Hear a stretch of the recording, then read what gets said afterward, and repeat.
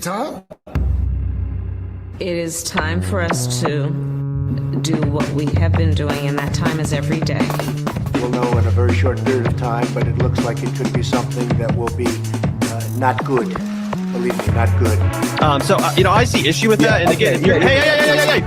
You're not going to be able to insult your way to the presidency. That's not going to happen. I don't know who created Pokemon Go, but I'm trying to figure out how we get them to have Pokemon go to the polls. I'm Ted Cruz, and my pronoun is kiss my ass. So when you think about it, there is great significance to the passage of time in terms of what we need to do to lay these wires, what we need to do to create these jobs.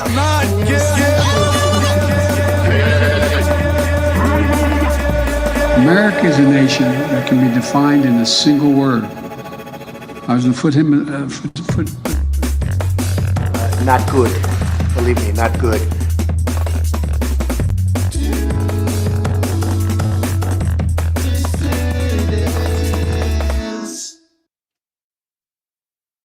Hello, dissidents. Welcome, one and all, to a Tuesday matinee edition of the Do Dissidents podcast. Keaton Weiss here with Russell Dobbuler, of course. Hello.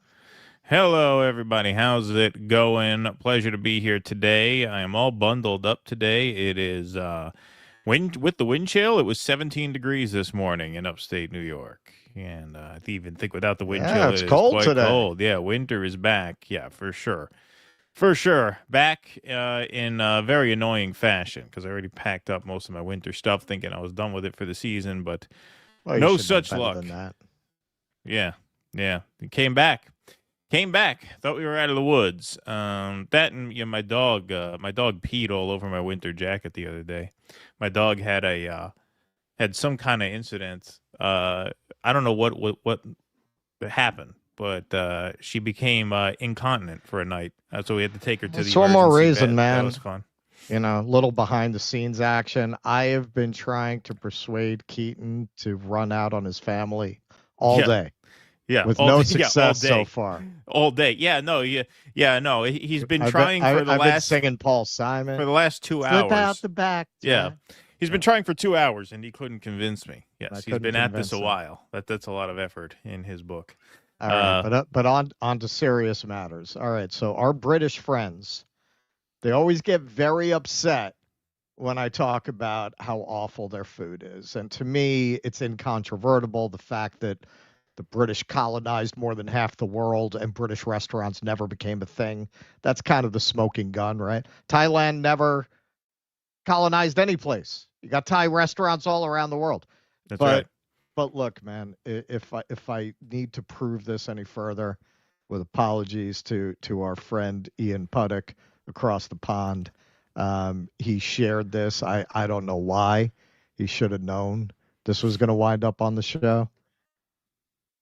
What Pizza the hell night. Is that? What is that? That's a pizza. But what is on it? Okay, finger sausage, I think they called it. People who commented on this, I think they called it finger sausage. Like, I'm sorry, man. I'm sorry. You can't call that pizza and then get offended when people make fun of your food.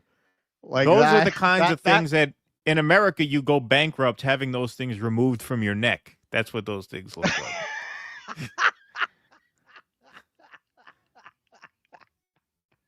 I mean, that's like the pizza you see on the subway track after the rats get to it. Like that is so. They look like giant cannellini beans, is what they look like. But they're too big to be cannellini beans. It looks like photoshopped white beans. I mean, it does. It looks like you threw like tumors on a pizza. It looks they look like tumors. But like even taking it as sausage, just look at it. Look, the cheese is wrong. Like everything is wrong with it. This is just ugly and wrong. This is ugly and wrong. And you know what? You're lucky you're not making pizza like that in this country, or ICE would probably come for you. How much does that weigh? Well, it looks like it weighs 5 pounds. You could get sent to CCOT for that in this country. There's like 3 pounds of sausages on that. Must be heavy as hell. Dude, wow. I'm not kidding. Every time I've been to England, I've been amazed by how not only is their own food disgusting by most of the world standards. Again, exhibit A, B, C, and D is the fact that British restaurants never became a thing, even though they colonized all these countries, some of them for centuries. They still didn't take their food when they left. They took their clothes, they took their literature, they took their system of government, the food. They were like, no. You can have that. You can have that. Take that back. Yeah. They'll take food that's good if you just make it the way it's supposed to be made, and they'll make it disgusting. It's like they go out of their way to make pizza taste bad. Yeah, that is. Like, look at this, man. That is unbelievable. Yeah, that's Who just put ugly the and giant sausage link on a slice of pizza? wrong. How On do you eat every it? slice. On every One slice. per slice. I mean, Like, look, why I give them would you points want for it like that? quantity. I mean, you're getting your money's worth. I mean, that looks like it would take me a Yeah. week to eat that. Yeah. Yeah. Wow. I will grant you. I mean, we put sausage on pizza, but not like that. Yeah, you take like 2 of those links and you slice them up and you Right. put them And on you there. would as spread it little out around the whole medallions. pie so it doesn't overwhelm the taste of everything else. And also, if you just look at that cheese, what the fuck is that? Cheddar? What is that on that pizza? That's not a mozzarella. That is That's bad no scene. mozzarella I've ever seen. That is a bad scene. Wow. It's a bad scene, man. It's a bad trip. Bad trip. All right, everybody. Well, hey, I got a great crowd filing in here. 789 strong in the YouTube chat. 429 strong over on Rumble. Smash that like button. Let's work the algo today. Smash that subscribe button. Smash that follow button over on Rumble. And sit back, relax, and enjoy the show. We got a full show today. No slow news days anymore. Those times are over. So let's start out with some tariff follow-ups, shall we? All right. So there's a bit of disagreement among people in the Trump cabinet about these tariffs. Particularly, I bet you could guess who's most upset about these tariffs. Probably the guy whose business depends on importing a lot of stuff. Hang on. We're going to have to start again because I reset to put the videos in. Oh, God. All right. Sorry. It was 10. Okay. My bad. All right. Here we go again. All right. So there has been some disagreement in the Trump cabinet about these tariffs. Elon, being somebody who has to import a lot overseas, has been going back and forth with Peter Navarro. So Insurrection Barbie here, she has a pretty big account. She tweeted out, "Here is Peter Navarro explaining the tariffs, and contrary to the paid fake expert class that is usually on corporate media, Peter Navarro has a PhD in economics from Harvard. He's also not going to lie to you about what is happening to a globalist agenda. Notice how he uses specific details instead of blank statements like chaos agent and destroying America." So let's hear what she was so impressed by. The U.S. have chronic and sustained trade deficits. No, there's a according to belief it should economic have theory, equilibrium. they should not. So Right. what the trade deficit does for any given country, it's the sum of all cheating. It's the sum of all unfair trade practices. And in a national emergency where the trade deficit itself is the national emergency and security threat because it takes our factories, our jobs, and transfers wealth abroad, the reciprocal tariff is that which reduce. Okay. All right. So what he's talking about, like, for example, Vietnam has offered 0% tariffs to the United States. And they're saying that's not enough because what they did, and it seems like this is true, this is not speculation. They literally took the trade deficit that we have with other countries, divided it by 2, and called that a tariff. Now, what they're saying now to explain that is, well, there's all kinds of things they're doing, like rerouting goods through their country to get around tariffs, and we're hitting them for that, and we're hitting them on their value-added tax and their currency manipulation. We're just saying there's no way that you would have this deficit unless you were doing things like that, and we're not going to get into the weeds of figuring out what you're doing, but clearly you're doing something if you're not buying our goods. Now, I'm probably going to mispronounce this, but the country of Lesotho, that's how it's spelled, but I don't think that's how it's said. That's a prime example of the flaw in that logic, because it's a very poor diamond exporting country.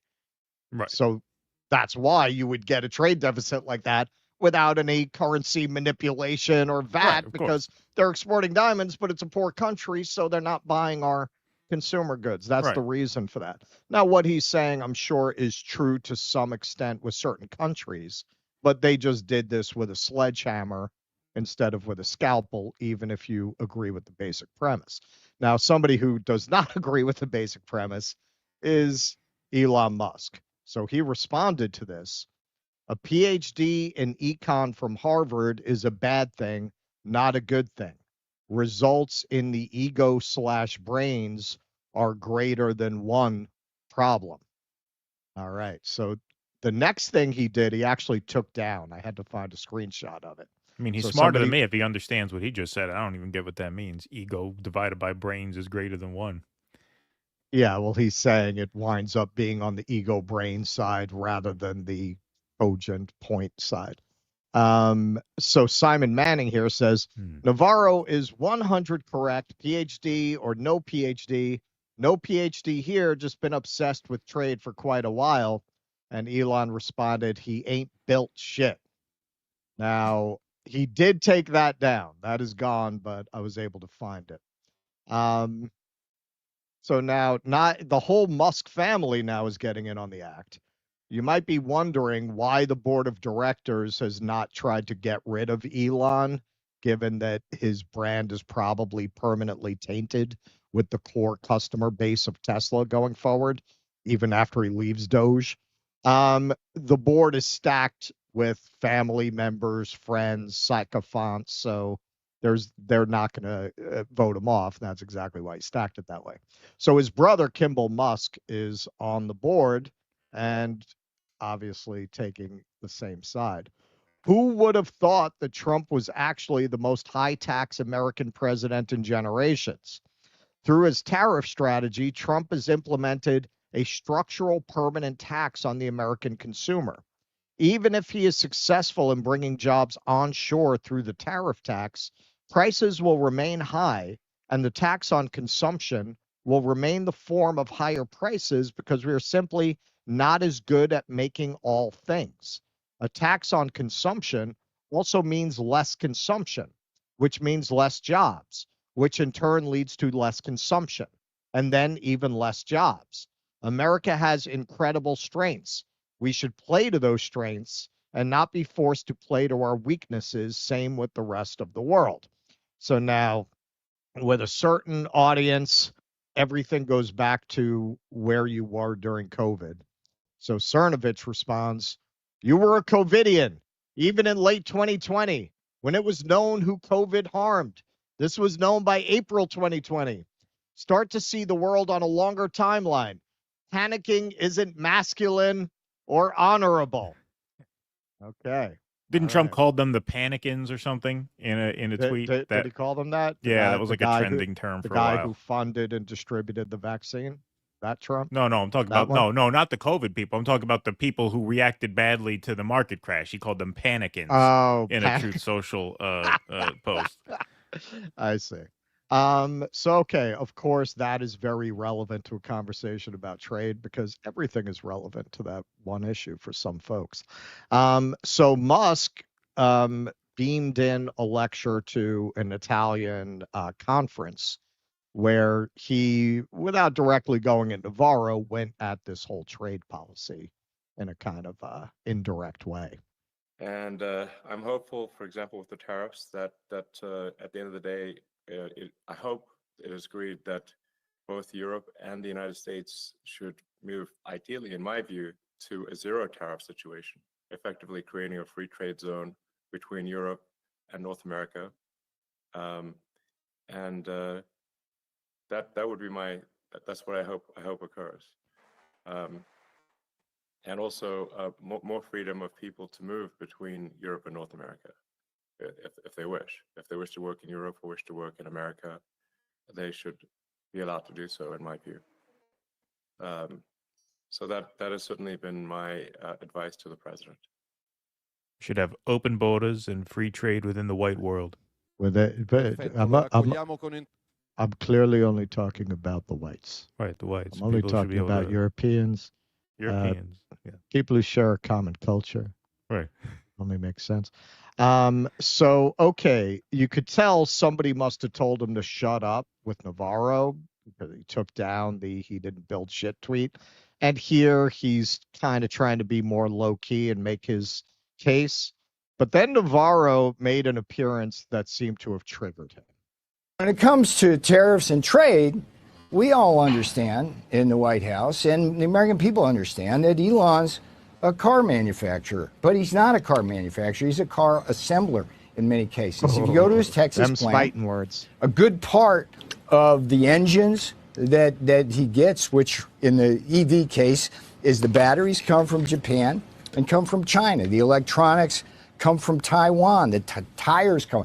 What we want, and the difference is in our thinking and Elon's on this, is that we want the tires made in Akron. We want the transmissions made in Indianapolis. We want the engines made in Flint and Saginaw, and we want the cars manufactured here. It's like this business model where BMW and Mercedes come in to Spartanburg, South Carolina, and have us assemble German engines and Austrian transmissions.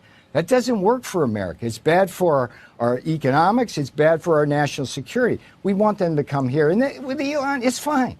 He's a car man. He's a car person. That's what he does. And he wants the cheap foreign parts, and we understand that. But we want him home. We want him home for our national security and economic security, and everything's good with Elon. You're talking about wrong. It's the wrong tone. All right, so in MAGA world, that's just one notch above calling you a Covidian. Like he's, he's really, hey, he's a car man. He wants the cheap parts. We're America first. He's a car manufacturer, so sure, he wants the open borders and the cheap labor. So that really triggered him. So Navarro is truly a moron. What he says here is demonstrably false.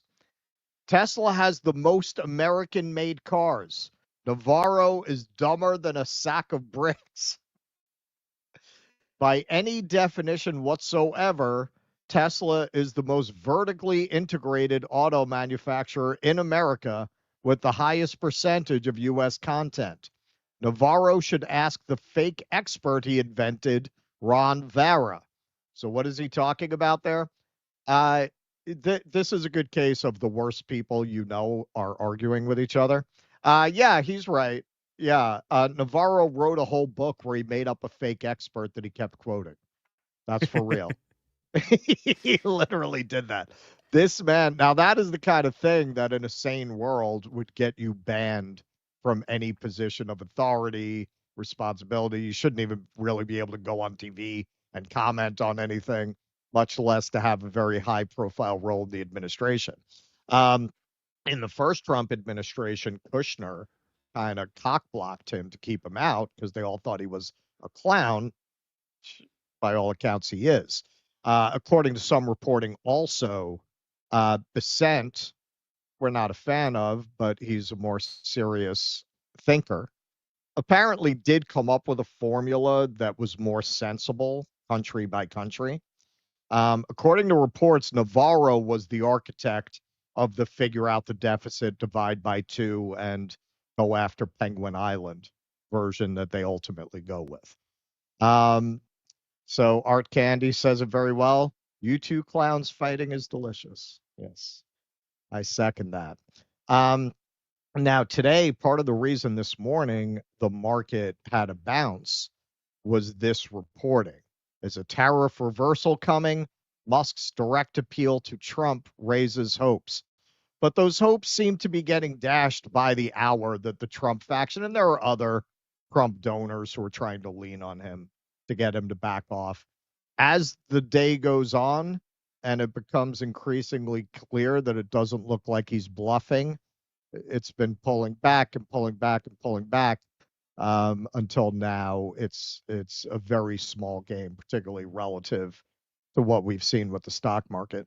I did mention the other day I was going to do a more extended piece. I want to wait to see what happens at midnight tonight. because that could change. He could back down. I don't think he will. I think he's gone too far. But we will see what happens at midnight. But Elon is trying to use what pull and influence he has to stop these tariffs from going into effect. Yeah, which is really not a surprise. I mean, his stance on the H-1B visa kind of forecast this in a way. It's of the same sort of economic school of thought that you would imagine a guy who is a proponent of those would be an opponent of these kinds of tariffs. By the way, I noticed Ron Vara is Navarro, same letters in his name. That was Ron Vara Navarro, same letters. He's very sneaky there. But yeah, I mean, no, but really, like, why would you have a serious job in any administration after that? Well, didn't he also go to jail for something? I forget what he went to jail for. Well, this is why, actually, because he went to jail refusing to testify to the January 6th committee. That's why he has a job in the administration. Oh, well, yeah, that makes sense. As a troll, right? Yeah, you got to own the libs. That the most important qualification on a resume for a job in the Trump White House or anywhere near the Trump White House is, would hiring you make liberals cry? And if yes, that gives you a huge leg up over the competition. Well, really, it's where did you stand on Stop the Steal is probably the highest qualification you can get. Yeah, that's probably most really important. Yeah, if you stuck your neck out and said that election was stolen, you got a job with Trump. Right. I mean, really, that's what all these federal workers should do. They should come out and say the 2020 election was stolen. Right, exactly. Yeah, that would be good advice. But yeah, I mean, look, there were bound to be these kinds of divisions. Look, Trump is really, if we're being honest, he's at odds with most of the Republican Party. I mean, we've seen a lot of senators and Congress people speak out about this because they're concerned about the short-term impacts on their constituents since, you know, they don't have the same pull as the cult leader Donald Trump does, so they can be voted out if things get really bad. Besides that, just in terms of ideology, you know, most Republicans, most of them are still these kind of, you know, Chamber of Commerce, free trade types, you know. A lot of them have sort of adopted the Trump brand and the Trump signaling because that's what sells now, and they are politicians first. If they weren't politicians first, they wouldn't be in Congress or the Senate. But so, yeah, no, look, there's definitely rifts within the Trump team. There's rifts within the party as a whole. I just can't help thinking, though, when I'm listening to Navarro talk about, yeah, we're going to make the tires here. We're going to make it. It was probably too late for that in like 1999. Like it was probably too late then. Now you're seriously going to talk about getting this done in a short enough time frame where people aren't completely crushed during the transition? I mean, it just makes no sense on its face. And when you add to that, it is at odds with what other members of the team are saying. You know, Lutnick is saying, no, people are not going to do these jobs. Robots are going to do them. We just need to train people to build and maintain the robots. Right. It's completely incoherent. Well, it's completely incoherent. Pretty much said that with Tucker. He said when he asked him if there's going to be enough labor to do this, oh, well, these will be smart factories with AI. So what does that mean? No, this is just another version of the wired workers. It's another version of there will be a just transition. It's another version of, well, you're going to have to learn to code, or, well, you're going to have to go to school. It's, yeah, we're going to make this massive cataclysmic transition, and don't worry, we're going to take care of you through it. What has happened every other time people have promised that? Do you think Donald Trump is more trustworthy than any of these other people? I could see him. I mean, is he more of a snake than Bill Clinton? No. Is he less of one? Really? Tell yourself that. Look at Howard Lutnick and say, am I in good hands with this guy? I mean, come on. It's just, it is really bizarre. It is really bizarre that they're being given as much trust as they are. But I mean, that's evaporating very quickly. I mean, you're down to the lowest of the low. You're down to influencers like Benny Johnson going up there and saying, hey, if you lose everything, you really have lost nothing. What does it matter? It's a fugazi. It's a fugazi. I mean, yeah. I must say, because, you know, we do track the conversations, obviously, we have to. Yeah, man, it is boiling down to the most Kool-Aid indoctrinated people. Like, you're not seeing the big, God damn it, What do you got Trump derangement syndrome? Who's paying you to say this stuff from the DNC? Like, you're not seeing as much of that reaction when people say, yo, this is really bad. You're seeing some of it, but it's more the people who are literally paid to say that shit, like Benny Johnson. Like, if you look at the rank and file, yeah, man, you got some of these people who just, don't want to get off the cult train. But not as many, man, because it's such obvious common sense. Like, what do you think? Factories are going to start opening up by December? Yeah. What do you got? If you don't have anything now, assume they're right. Assume they're right. And there's every reason to think they're wrong. Cambodia just said, yeah, I mean, there's no way we're going to move factories there. Like, why would they? Right. And that's very obvious. We don't have the labor force that's capable of doing these jobs, that's trained to do these jobs. It's not 1945. It's a completely different population. You don't have the supply chains. You don't have the infrastructure. Like, this is not hard to see even for the average person. Meanwhile, even though, yeah, sure, Tim Pool tweeted out, all of a sudden he's a class warrior, that Trump wiped out more millionaires and billionaires in the last week than the left has in 20 years. Okay, first of all, a 2-day market cycle did not wipe these people out, okay? These people have less money, but they got plenty of money. They can ride it out. In the end, those people, the people Trump really works for, they'll be fine. They'll be fine. People who have retirement savings in the market, which is 56% of the population, they're less likely to be fine than those people. Yes. And, the only other thing I would add to that is when you talk about, the rich people being fine, they're losing numbers on a screen as of now, right? They're not losing cash money now, right? They're losing, as Matthew McConaughey says, Wolf of Wall Street, it's a fugazi, this is that, right? That's what they're losing now. They're losing numbers on the laptop when they open it up and check the portfolio. They have 10 to 20 years to make that back. Now, might they not? Hey, who the hell knows what the future holds? But the point is that does not create an emergency for them right now. Right. People who are approaching retirement age, who need that money now, imminently, very shortly, they're the ones who are going to be screwed by this. And ultimately, this is all about enriching that former group. If they had said, hey, look, we're going to implement tariffs, we're going to tax the rich, and we know this is going to create major instability in the short term. So the revenues from the tariffs and the revenues from the tax increases on the rich, we're going to put those into a stimulus package for the middle class, for the working class, and for the poor to ride through the transition period. Then you could say, okay, now you could agree with that plan, you could not agree with that plan. That is a serious plan. This is the opposite of that. This is, they're saying, no, we're going to cut taxes on the rich, and we're going to gut the social safety net while we impose these tariffs. How is the middle class or the working class supposed to survive this? How? That's what tells you what you need to know. Some people are saying, well, I thought the left hates the stock market.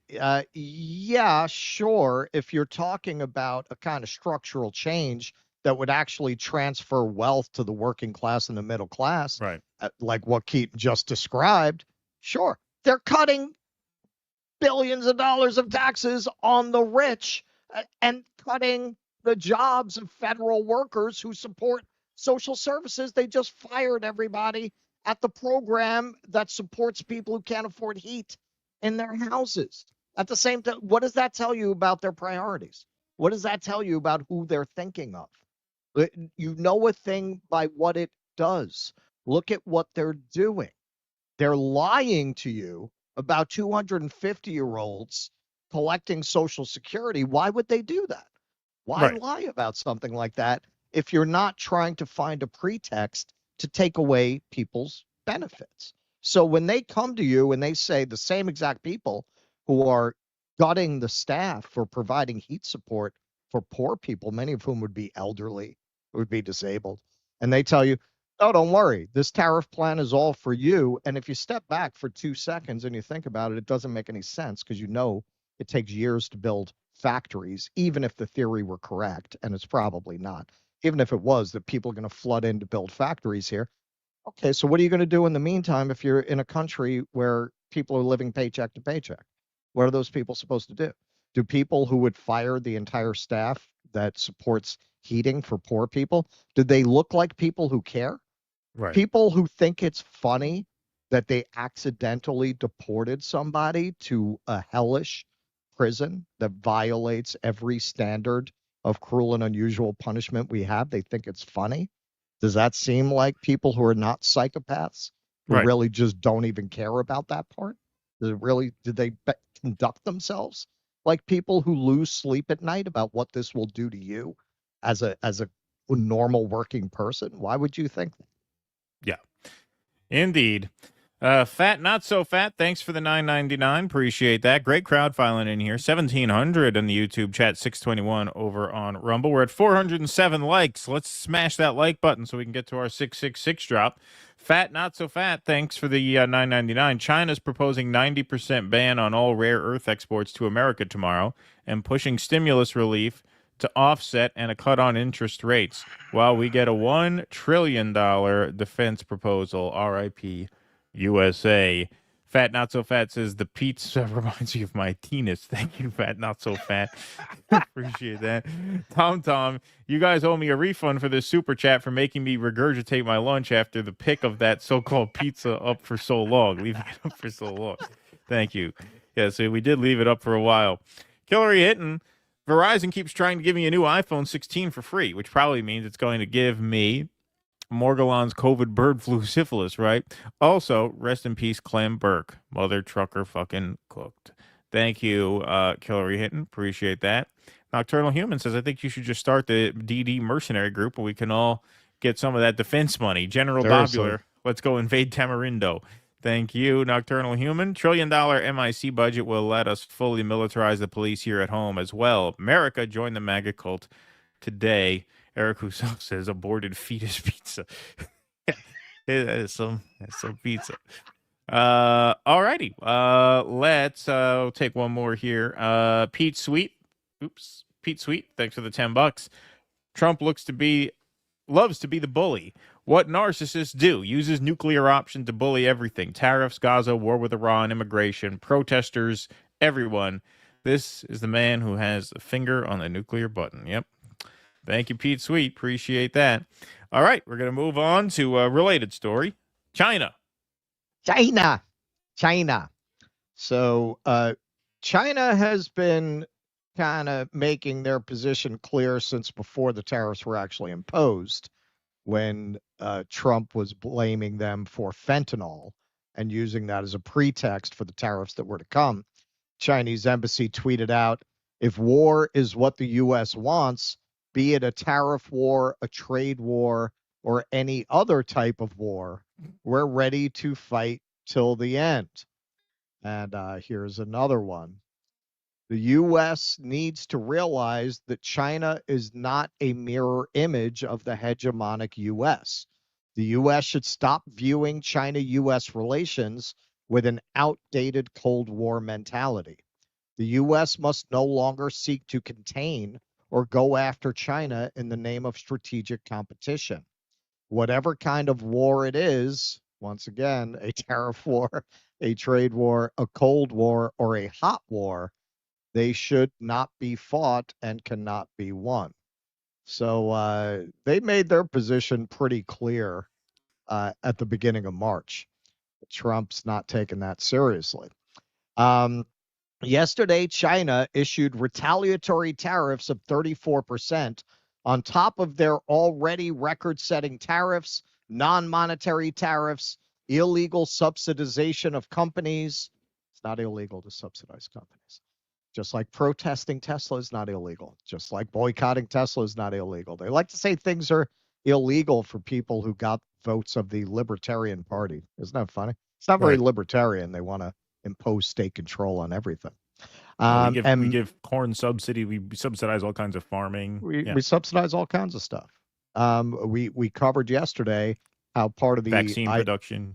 One of the ironic results of this is that factories that were being built because they were subsidized under the Build Back Better bill are now canceling because it's too expensive to build the factory. Right.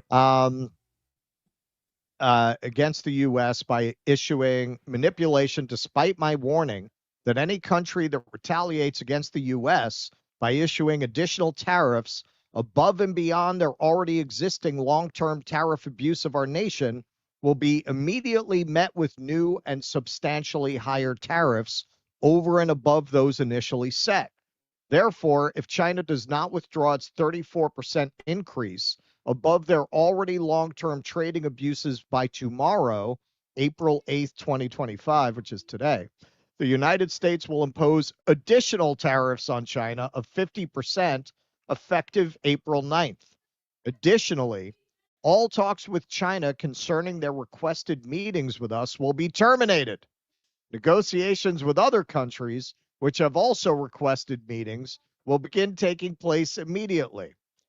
Thank you for your attention to this matter. You know, that fills me with confidence when he does these sign-offs like Right. he's dictating it to his secretary. Okay, circle back. We'll talk tomorrow. Circle back. This was a spokesperson for the Chinese Foreign Ministry who responded to this escalation. 1 second. There we go. There is no winner in trade war and tariff war, and protectionism leads nowhere. We do not provoke trouble, nor are we intimidated by it. Pressuring and threatening are not the right way in dealing with China. China will take necessary measures to firmly safeguard its own legitimate rights and interests. If the U.S. side disregards the interests of the two countries and the international community and insists on initiating a tariff war or a trade war, China will fight till the end. Okay. So an intangible that it just seems like they're too narcissistic to calculate is unpredictable consequences of messing with people's national pride this way, particularly the Chinese, who have a lot of ugly history with Western domination that a lot of their geopolitical posture is built around. I just had a great, so this is Donald Trump today. I just had a great call with the acting president of South Korea. We talked about their tremendous and unsustainable surplus tariff shipbuilding, large-scale purchase of U.S. LNG, natural gas, their joint venture in an Alaska pipeline, and payment for the big-time military protection we provide to South Korea. They began these military payments during my first term, billions of dollars, but sleepy Joe Biden, for reasons unknown, terminated the deal. That was a shocker to all. In any event, we have the confines and probability of a great deal for both countries. Their top team, I'll say it like that when he goes all caps, their top team is on a plane heading for the U.S., and things are looking good. We are likewise dealing with many other countries, all of whom want to make a deal with the United States. Like with South Korea, we are bringing up other subjects that are not covered by trade and tariffs, like why they got rid of the naked chicks in Playboy. No, that's not it. And getting them negotiated also. One-stop shopping is a beautiful and efficient process. China also wants to make a deal badly. Yeah, they sound like that, right? But they don't know how to get it started. We are waiting for their call. Now, in his last thing, he said they wouldn't take their call. It will happen. God bless the USA. Okay. So now Besant, he basically said this on Tucker. He's going with the theory we're too big to fail, and the Chinese are going to have to come to the table. They have no choice. So here's a little bit of that. has maximum negotiating leverage right here, right now. And I think it would be a mistake for anyone to think otherwise. And as I said, many of our trading partners, they have queued up and they have kept their cool. They have not escalated, and they will get priority in the queue. I think it was a big mistake, this Chinese escalation, because they're playing with a pair of twos. Traditionally, if you look at the history of the trade negotiations, we are the deficit country. So what do we lose by the Chinese raising tariffs on us? We export 1/5 to them of what they export to us. So that is a losing hand for them. Okay. Now, of course, part of this system that, again, I want to do more of a deep dive. It's kind of beyond the scope of this. But part of what they do with that money that they get from those exports is they plow that money into U.S. treasuries, which is a big part of the reason that America has been able to sustain a level of wealth that is not at all justified by its production.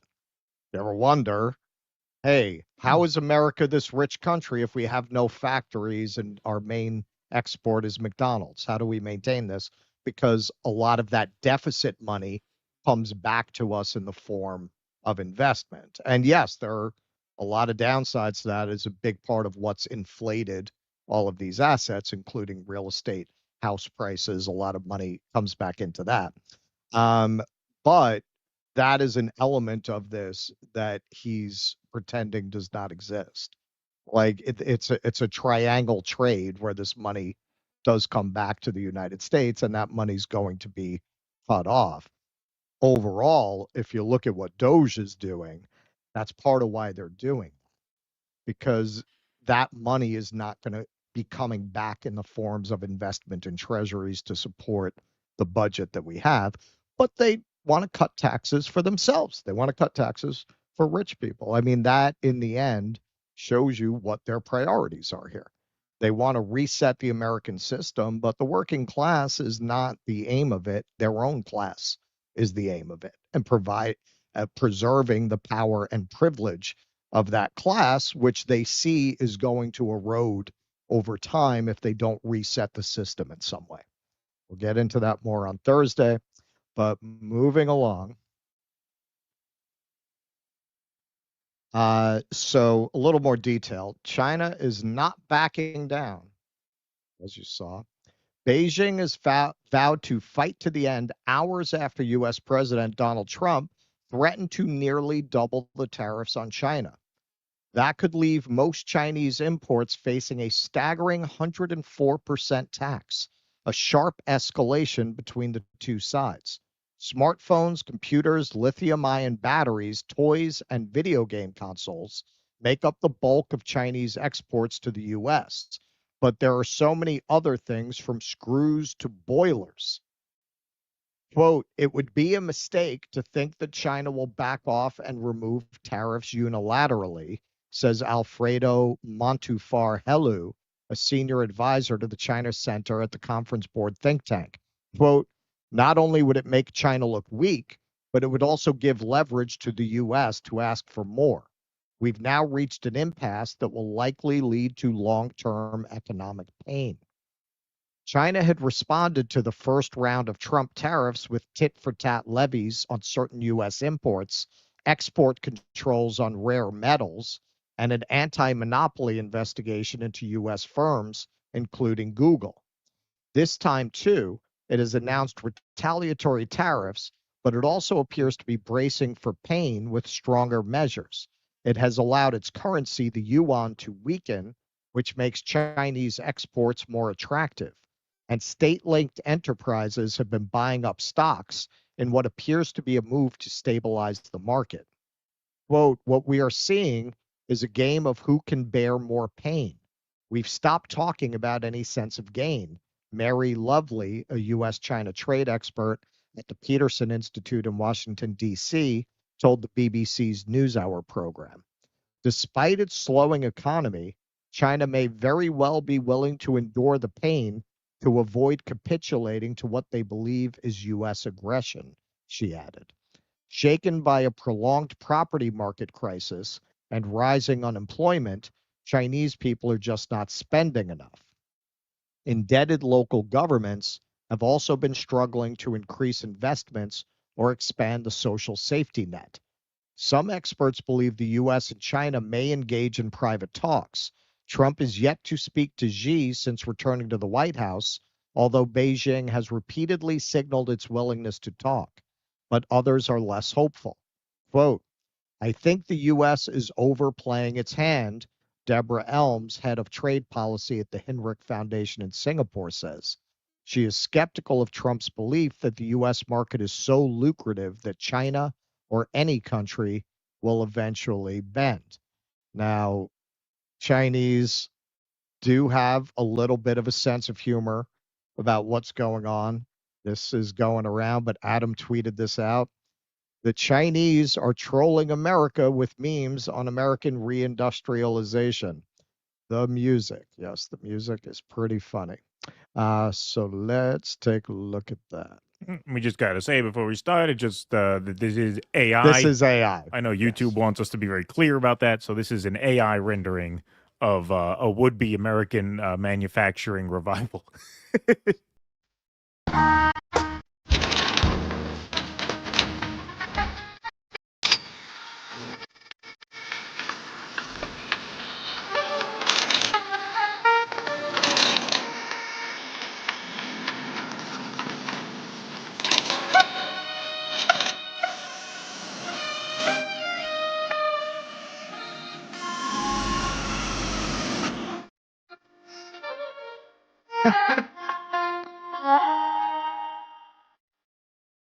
Not only is China out competing us, not only are they out manufacturing us, not only are they out diplomacying us, now they're out trolling us.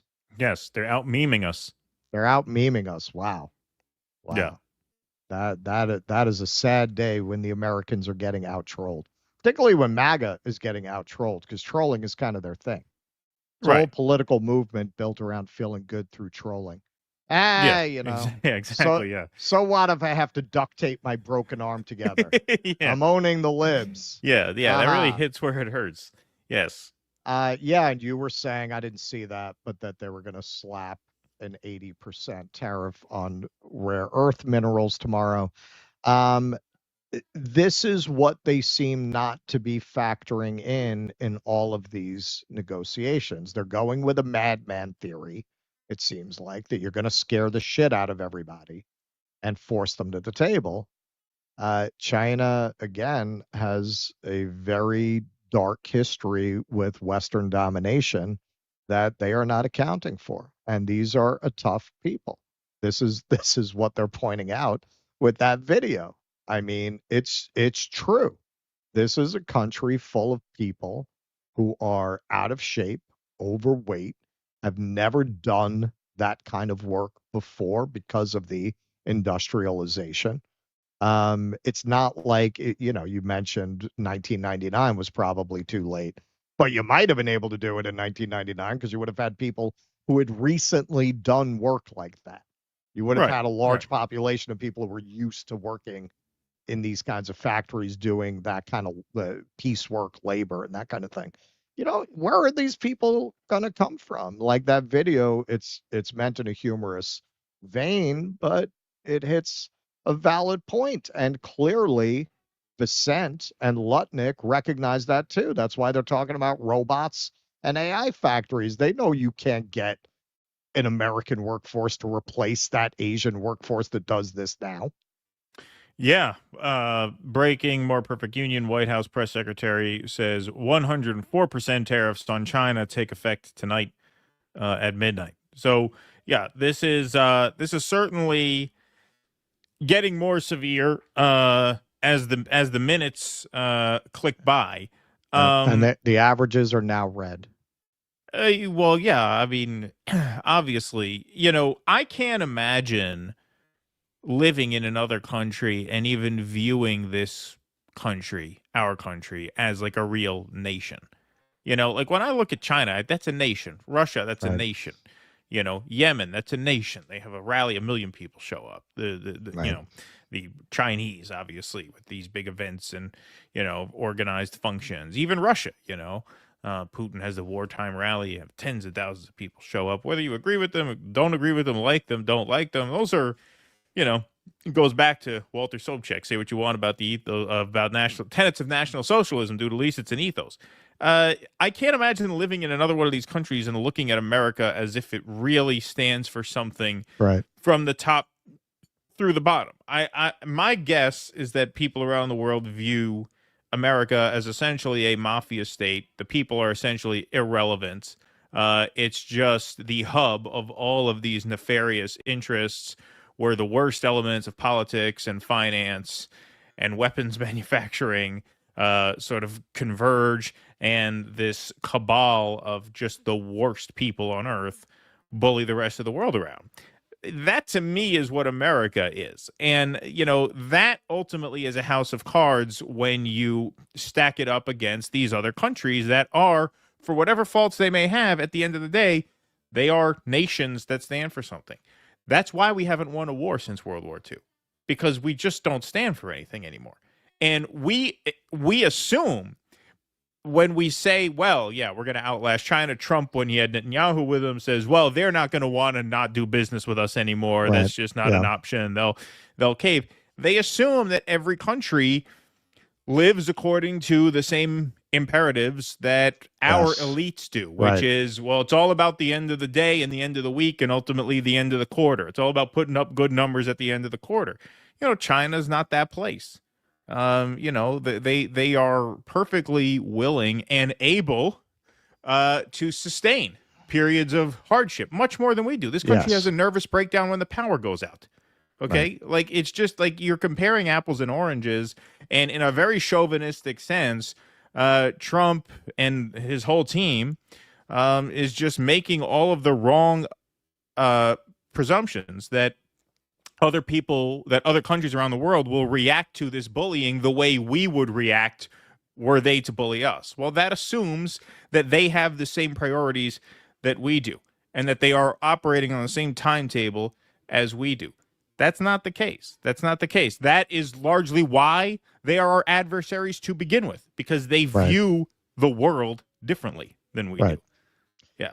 Yes. And it was interesting what he said in what I read at the beginning from March, where they said, don't assume that China is the mirror of U.S. hegemony. Yes. Right. Exactly. A world, I have always said, a world that China leads is likely to be more peaceful because they're not interested in colonizing the world in the way that Western powers historically have. They've never shown much interest outside of what they would consider their regional sphere of influence. To the extent that people always ask, you know, China invented all of these things and had gunpowder before the rest of the world. Why didn't they wind up dominating the world? Because they decided at a certain point, under a particular emperor, you know what, these people are barbarians. Let's just not even trade with them. Let's just fall back on ourselves. So they missed those technological innovations because they became completely cut off from seeing what was happening and interacting with it.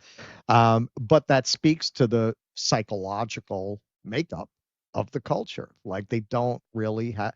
Big part of the reason for the Opium War was the trade imbalance, actually, because China didn't want to import anything from the Europeans. They weren't interested in it. They felt it was inferior to their culture. The only thing they could really force on them was opium. The only thing that, because it's an addictive drug, so they could get them to buy it. Assuming that the Chinese people, as you say, are like the American people, spoiled and you know, so anxious that they're just going to cave in as soon as they don't get their their trade. That's very foolish, man. It's very foolish. I think that they will probably be more likely to take this as an opportunity to really shift the balance of power in the world. It's the saying, when your enemy is making a mistake, get out of their way. Yes. Yep. Exactly. I agree. Meredith Hook, thanks for the 1999. You guys are the best. I used to watch Breaking Points and Rising. Now I only watch you guys. Well, thank you. I learned so much from both of you and appreciate so much your viewpoints and integrity. Well, thank you, Meredith. Appreciate that very much. Welcome to the chats. Pete Sweet, thanks for the $2. MAGA, bring back the buggy whip factories. Yeah, there you go. Thank you, Pete Sweet. Yeah, appreciate that. Yes. Okay. Trump tariffs, says Shai Guevara. I like that name. Trump tariffs are the penultimate roll of the dice from a retreating empire. U.S. capital can't compete the same way British capital could. Not 1920 to 1950. Thank you.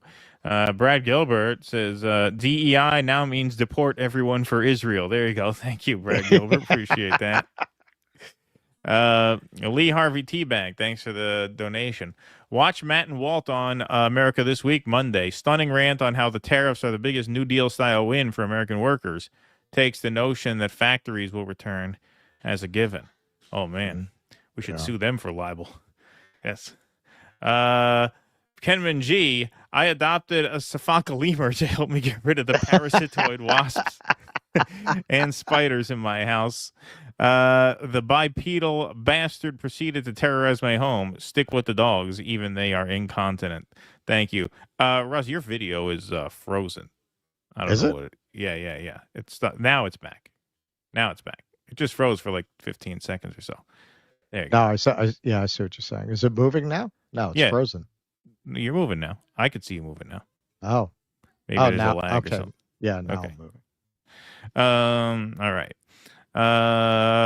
Lee Harvey, I was wondering why I got no reaction to my libel lawsuit joke. I was like, you're sitting there stone faced. I'm like, come on, I thought it was better than that. It wasn't hilarious, but it was better than that. He's like, no reaction, just sit. I'm like, oh, that's why. Because it looks like my internet connection's okay. Okay. All right. Lee Harvey, putting on tariffs before you have a strong domestic production is like wiping your ass before you take a shit. Morons. Yeah, exactly. Yeah, exactly. Like if you, this is what we were saying on Sunday. If you wanted to take Biden's policy and supercharge it, it wasn't a bad policy. It was just too small to really be effective. Right. Yeah, man, we have bridges that are ready to collapse all over the country. Like, you should really do a multi-trillion-dollar rebuilding and New Deal kind of thing. And once you're done with that, then you want to talk about tariffs to grow the domestic industry. You can have that conversation, but to just do it as if poof, like a beanstalk, you're just going to sprinkle on the seeds, and these factories are going to pop up all over the country before people wind up living in refrigerator boxes, which are going to be too expensive to get, by the way.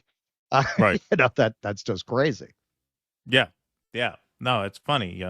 Like wiping your ass before taking a shit. We submitted an op-ed to the Wall Street Journal with that title, but they didn't take it. They didn't take it. They didn't take it. That was beneath them.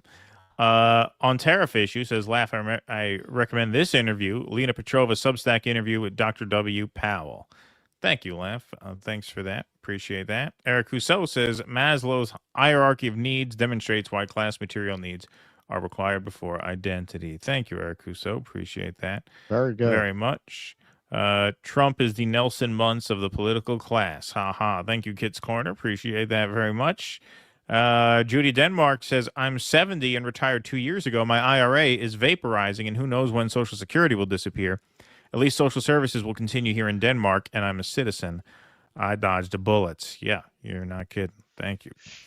And good luck. Yeah, it is that is exactly what we're talking about. Like, you are the exact kind of person who is most vulnerable to this. Not the rich people, Batyangar Sargon. This is class war on behalf of the working class.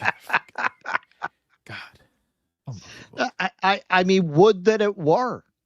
Like, right. we don't care who does it. That would be great. If they turned around, said, we're raising taxes on the rich, we're reindustrializing America, and we're going to make it illegal for foreigners to buy real estate and for venture capital to buy homes. Now, that would be a working class agenda.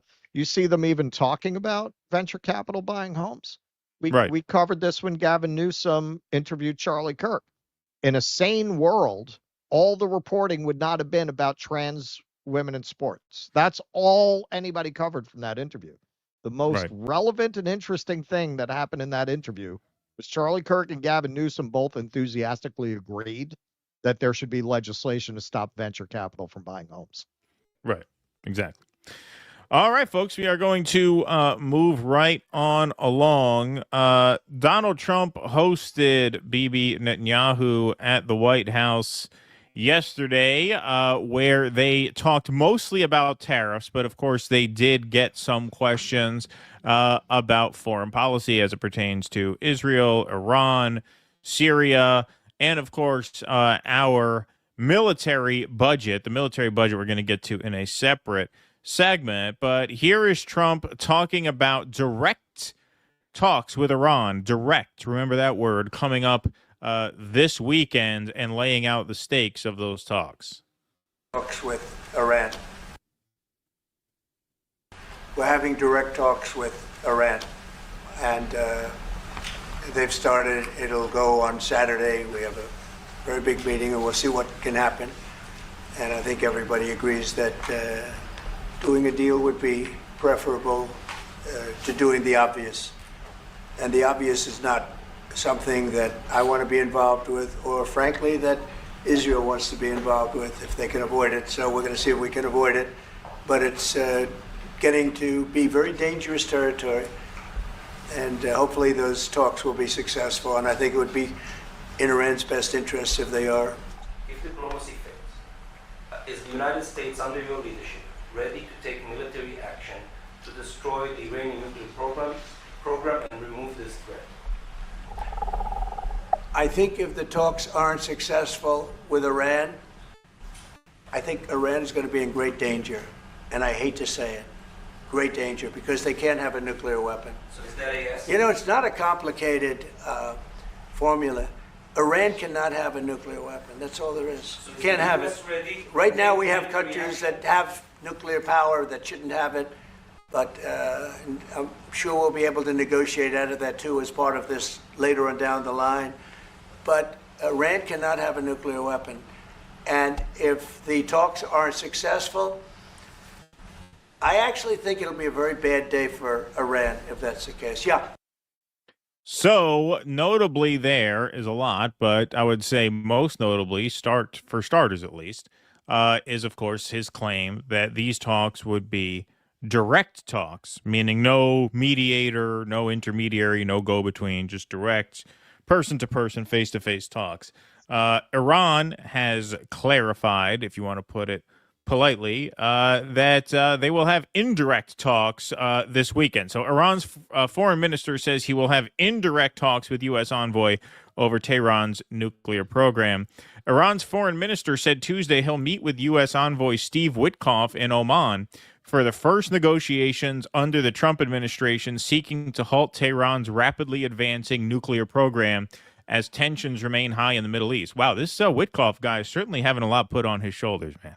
I bet he can't wait to going, back to like negotiating hotel contracts in Long Island City. Yeah, that seems like something he would probably enjoy better than this. Speaking to Iranian state television from Algeria, Abbas Araghchi maintained the talks would be indirect, likely with Omani mediators shuttling between the parties. U.S. President Donald Trump, in announcing the negotiations on Monday, described them as direct talks. Years of indirect talks under the Biden administration failed to reach any success, as Tehran now enriches uranium up to 60% purity, a technical step away from weapons-grade levels. Both the U.S. and Israel have threatened Iran with military attack over the program, while officials in Tehran increasingly warn they could potentially pursue a nuclear bomb. Our main goal in the talks is naturally restoring rights of people as well as lifting sanctions, and if the other side has a real will, this is achievable, and it has no relation to the method, either direct or indirect, Araghchi said. For the time, being indirect is our preference, and we have no plan to alter it to direct. Araghchi's comments left space for Iran to potentially hold direct talks, eventually with the Americans. such talks aren't known to have been held since the Obama administration.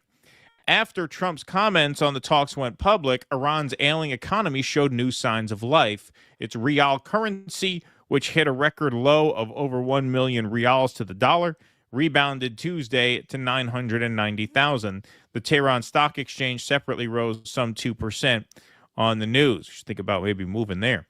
Iran's economy has been severely affected by international sanctions, particularly after Trump unilaterally withdrew America from Tehran's nuclear deal with world powers in 2018.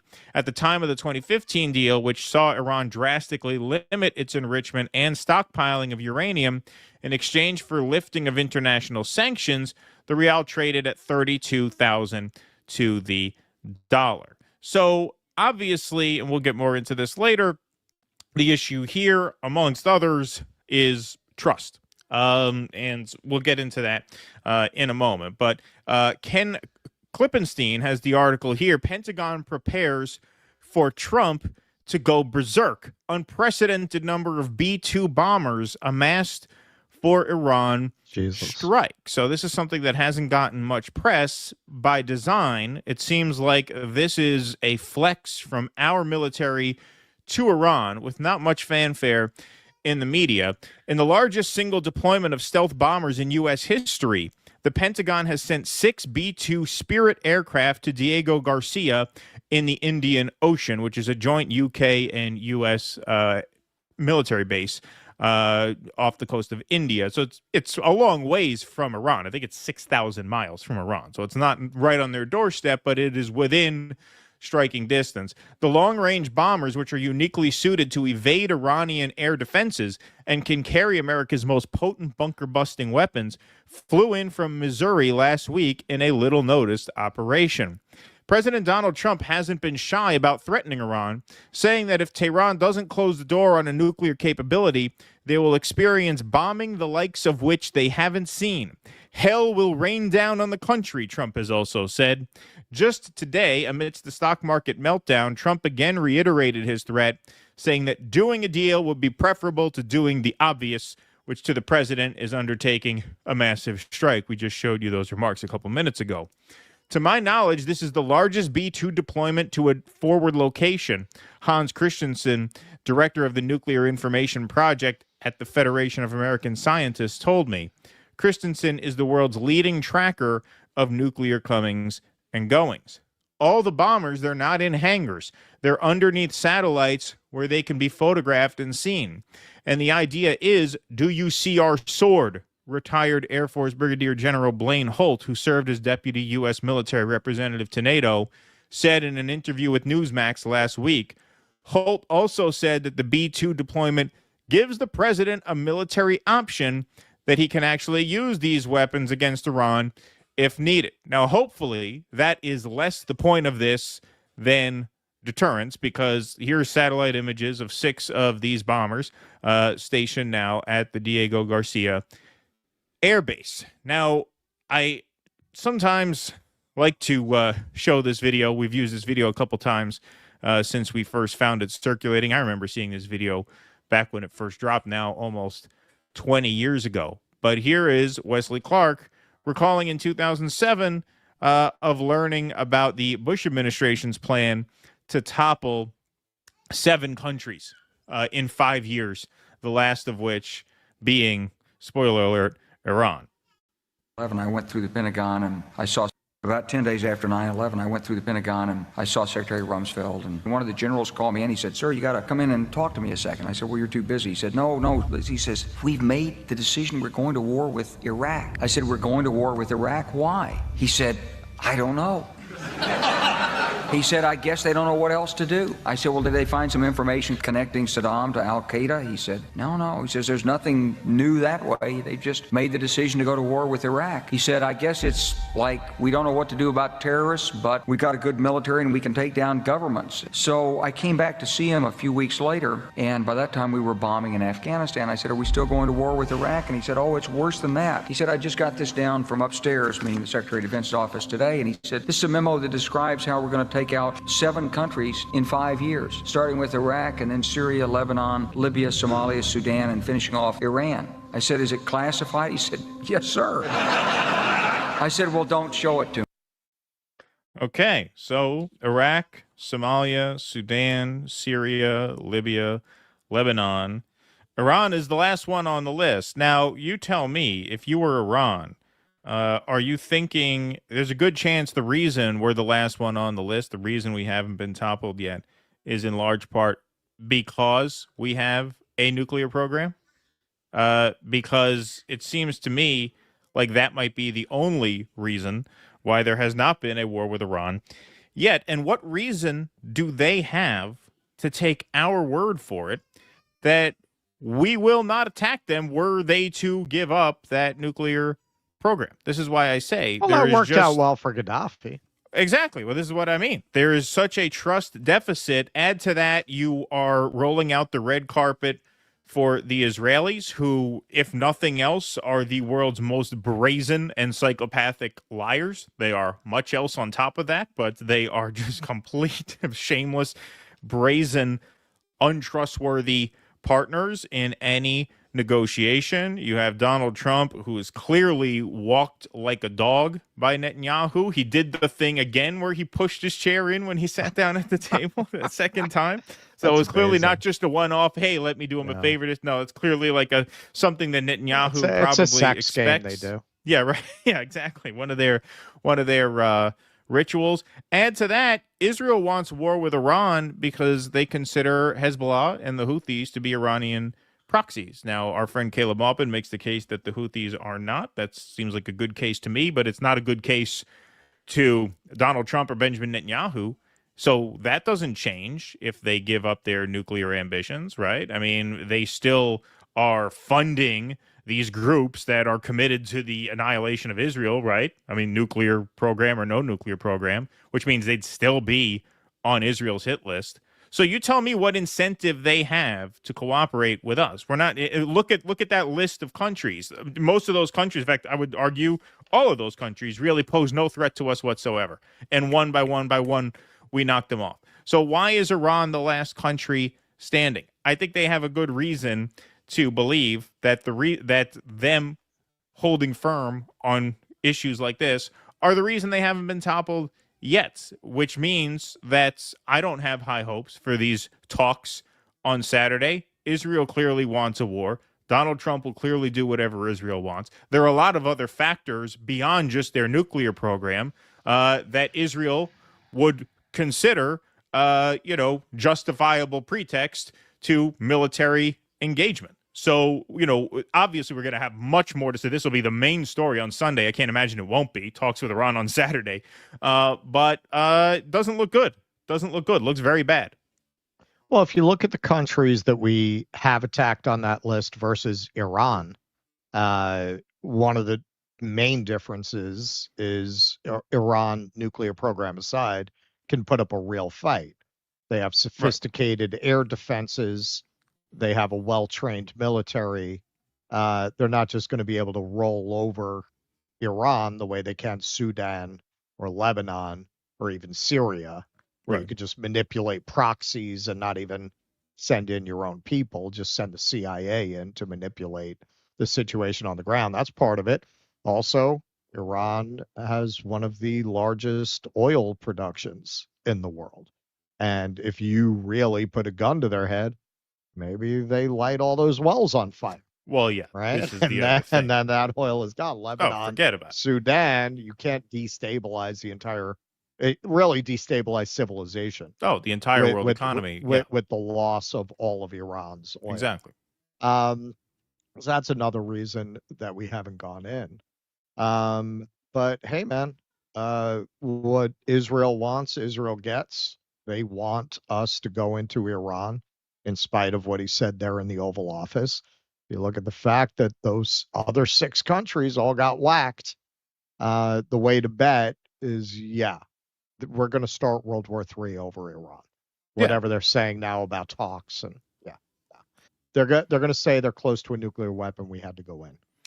That's what they did with Iraq. And, the apocalyptic death drive amongst these people seems to be just as strong as it was amongst the Joe Biden team, right? I mean, they really seem to have that same sort of drive. And also, I mean, one thing on that, as far as the Democrats go, this is what awful leadership we've had for decades, and it's the arrogance of power. You know, the longer a country has power, the worse its leaders are, because they're not hemmed in by the demands of hard circumstances. They get very sloppy and they get very high-handed.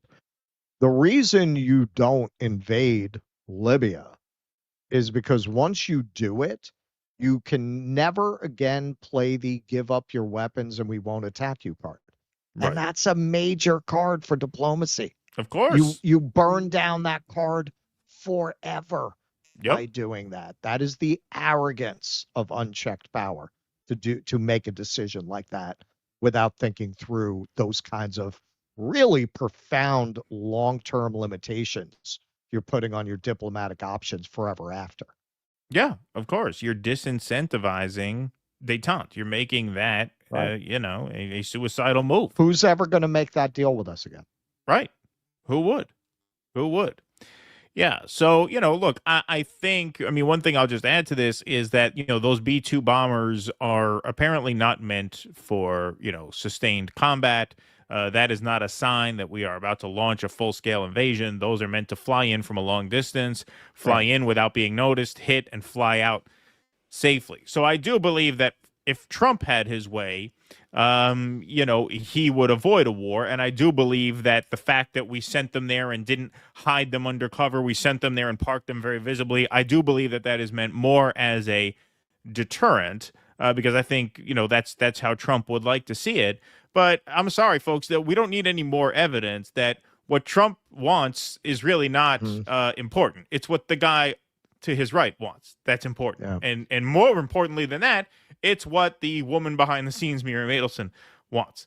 And they seem to want a war. And they do not seem particularly hopeful about these negotiations, which is why I am not either. And, you talk about really just a rug pull on civilization. That would be it. That would be it. Will they do it? Will they do it now?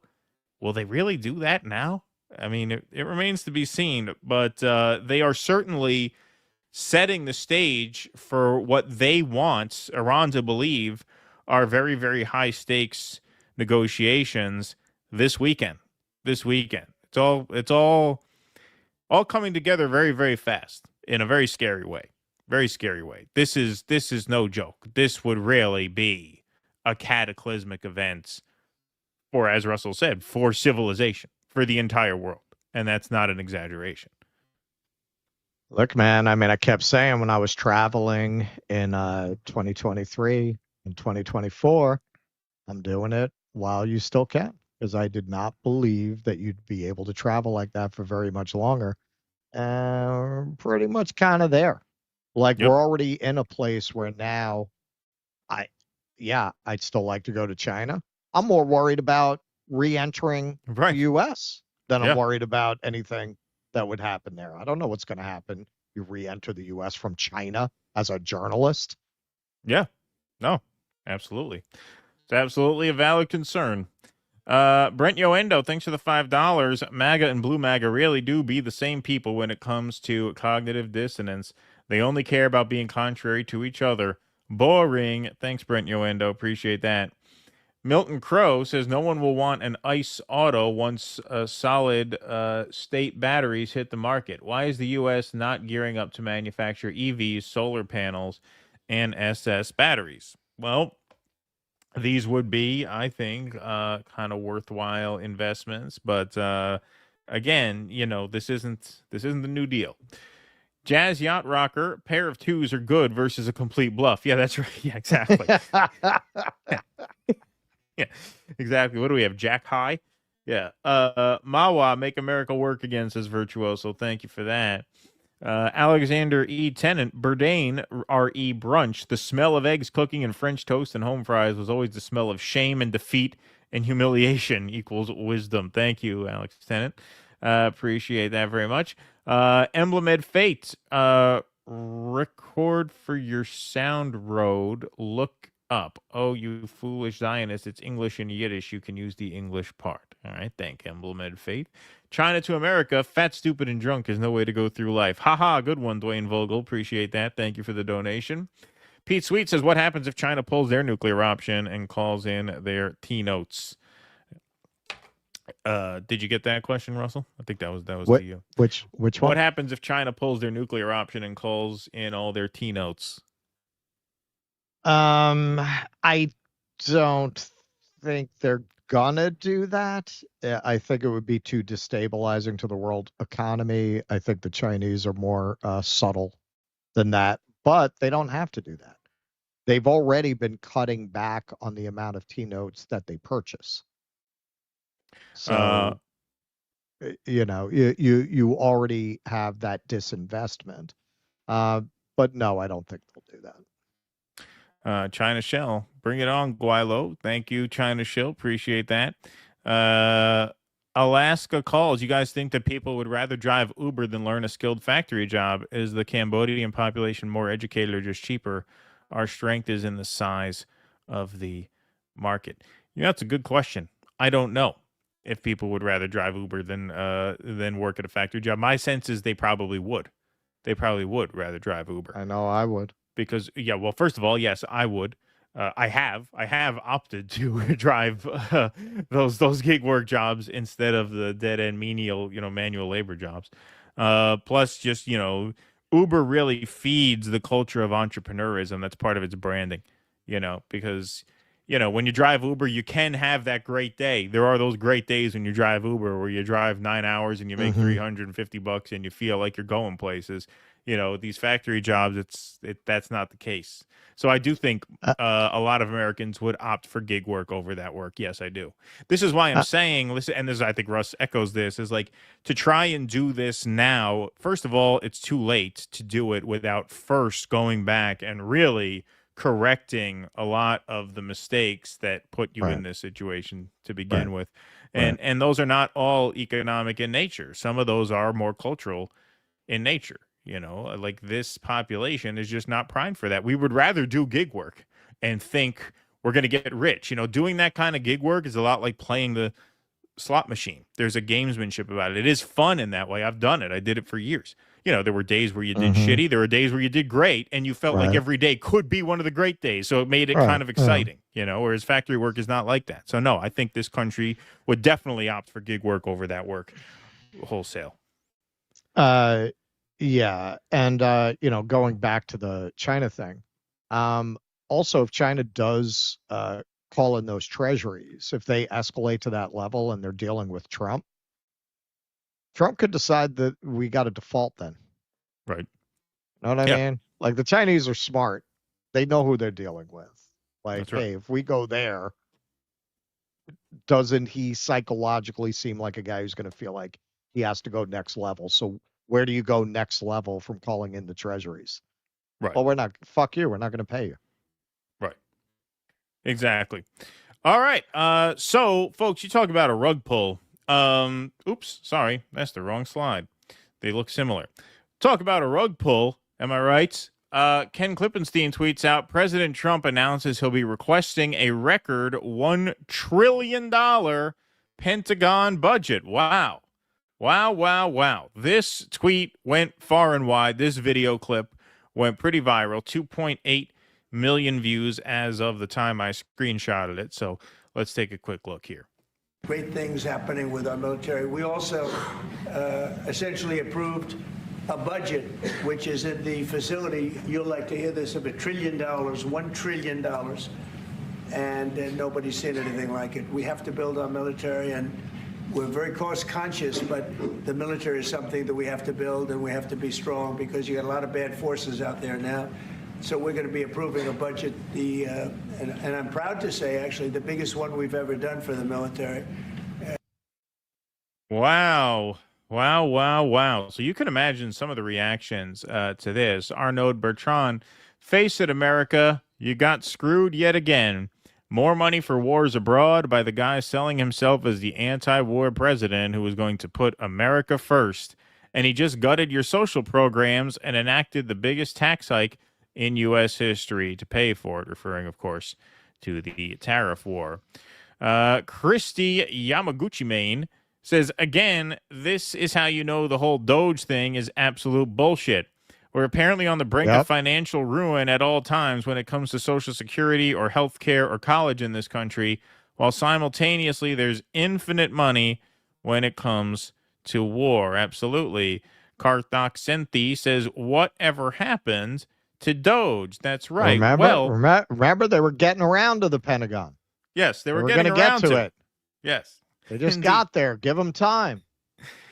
Well, it's really funny that a lot of Twitter reactions to this, and I don't blame them, were saying, wait a minute, what about Doge? I thought Doge was going to trim the fat in the federal government. Doge at one point even signaled kind of vaguely that they were interested in looking into the Pentagon budget and perhaps making some substantial cuts. Well, I wish that Ken Klippenstein had used a little more video. Maybe that was all that was available on one of the networks. But this is from the full video of the Oval Office meeting, which lasted about 45 minutes, right after Trump promises $1 trillion military budget. He unironically invokes Doge, citing a woman getting $2 billion for environmental, and it had nothing to do with environmental. So you talk about chutzpah, right? You have this agency called Doge, which is supposed to trim the fat. They say they're interested in going after the Pentagon. You come here and promise $1 trillion Pentagon budget, which is about a 20% increase over what we already have.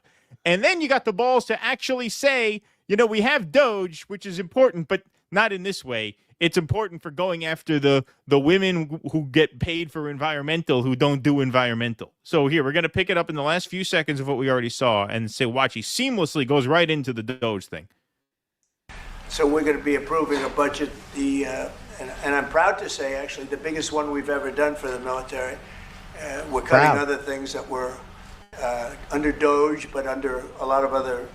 When you look at a woman getting $2 billion for environmental, and it had nothing to do with environmental, and they had $100 in the bank, and they give her $2 billion. Many of those cases, all that stuff is going to be cut out. But we are getting a very, very powerful military. We have things under order now, the likes of which we've never had before. We've never had the kind of aircraft, the kind of missiles, anything that we have ordered. And it's in many ways too bad that we have to do it, because hopefully we're not going to have to use it.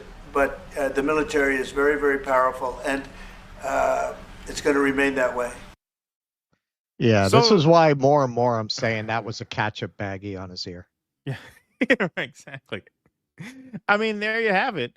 I mean, to reference Doge right after you announce $1 trillion Pentagon budget, like, I guess when you have lackeys like Benny Johnson and Jack Posobiec and Johnny MAGA Ultra, whatever the Twitter handle is, I guess when you got viral accounts that will just pump you up no matter what you say in any context, you can get away with saying that.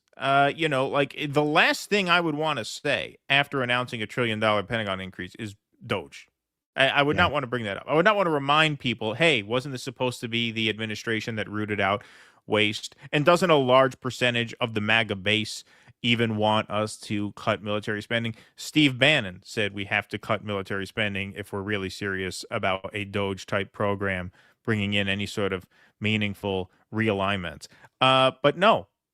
And I used to take him somewhat seriously when he says, hey, we're building it up because we hope we don't have to use it. Now you seem pretty keen to use it. I mean, you've already used it. Yemen, you've already used it.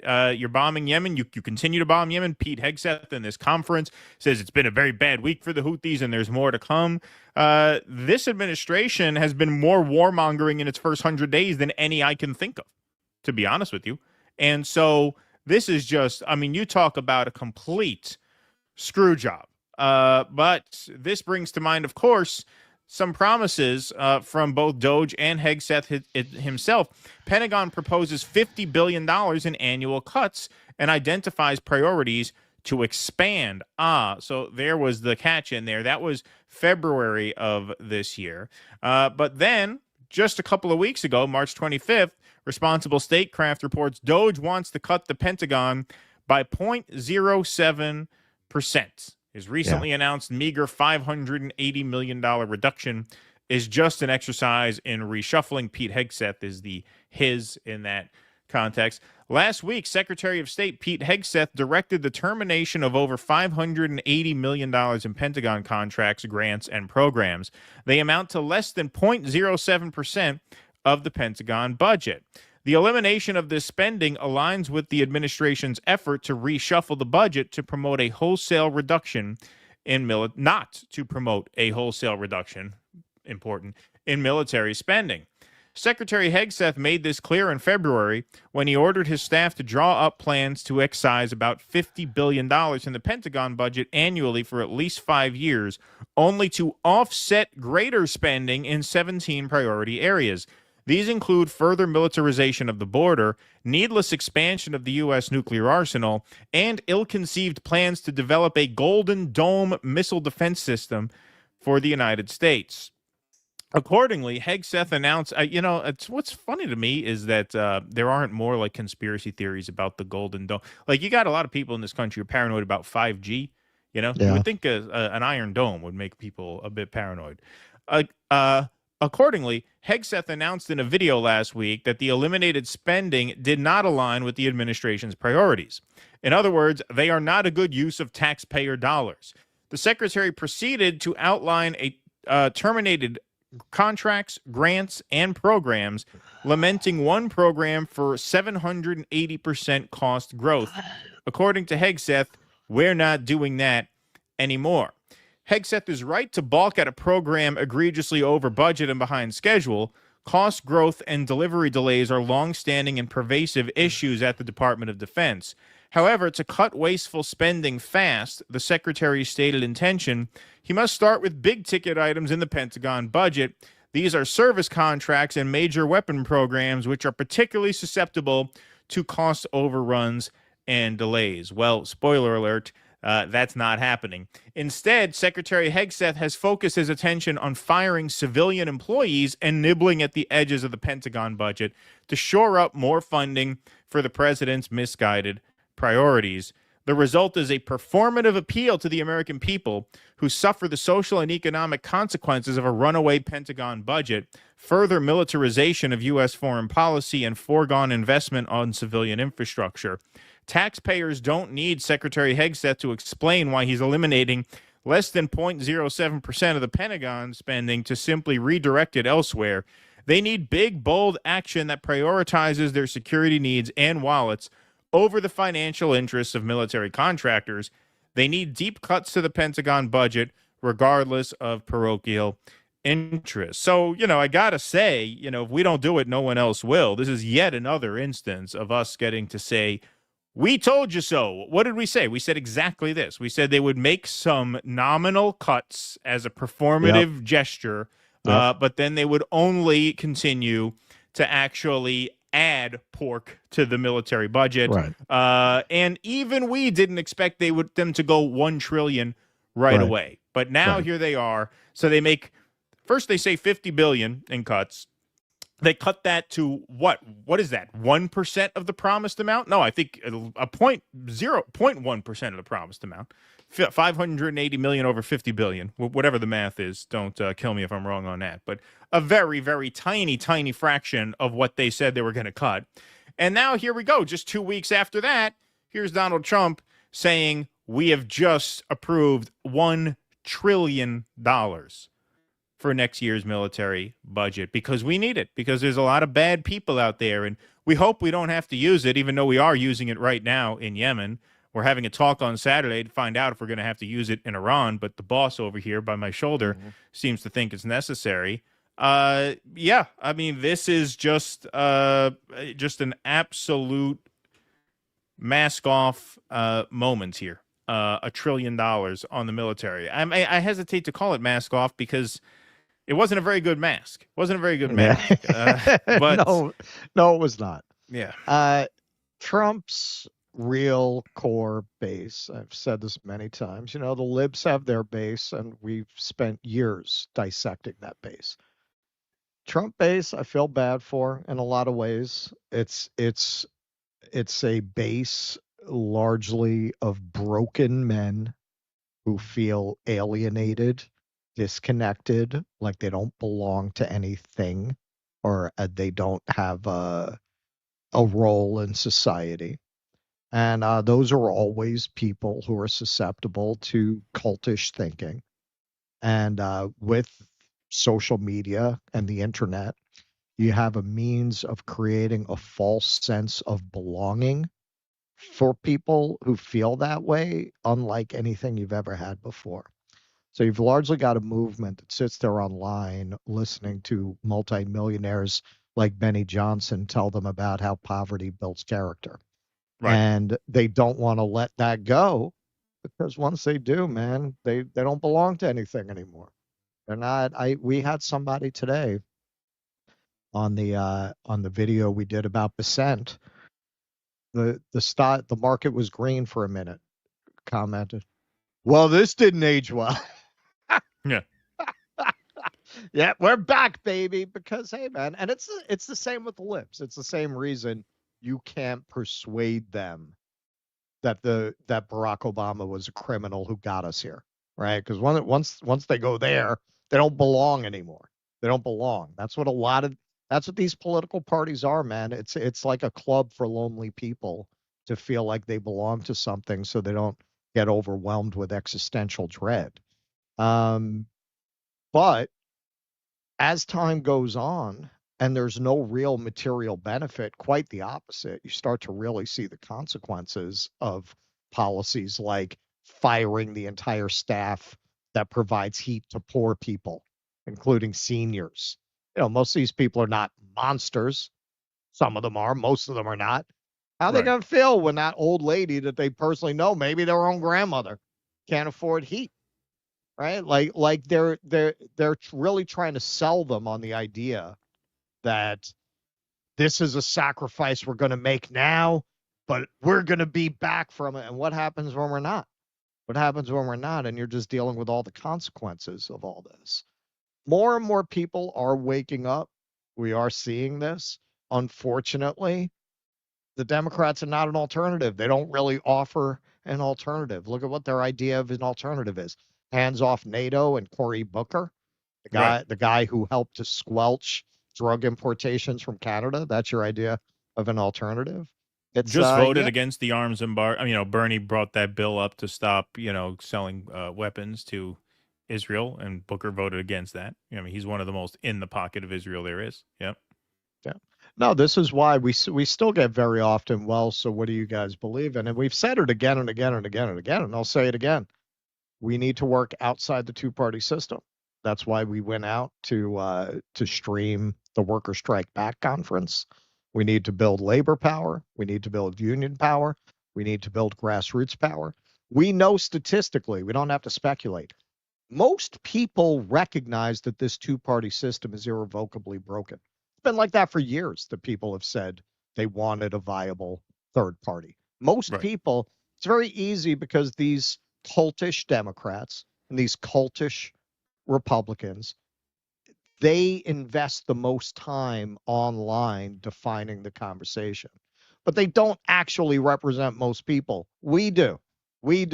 People who recognize that it's an entire shit show and don't want to join either. That's not a fringe minority. That's most of the country. The problem is it's much easier to build a movement around a cult of personality or a cult of ideology than it is to say, hey, man, we got to walk out into the wilderness and build something new. It's vague. It's nebulous. It's not as clear what it is. It's much harder to build a counter movement with that kind of an appeal. Right. Exactly. We got 2,032 strong in the YouTube chat.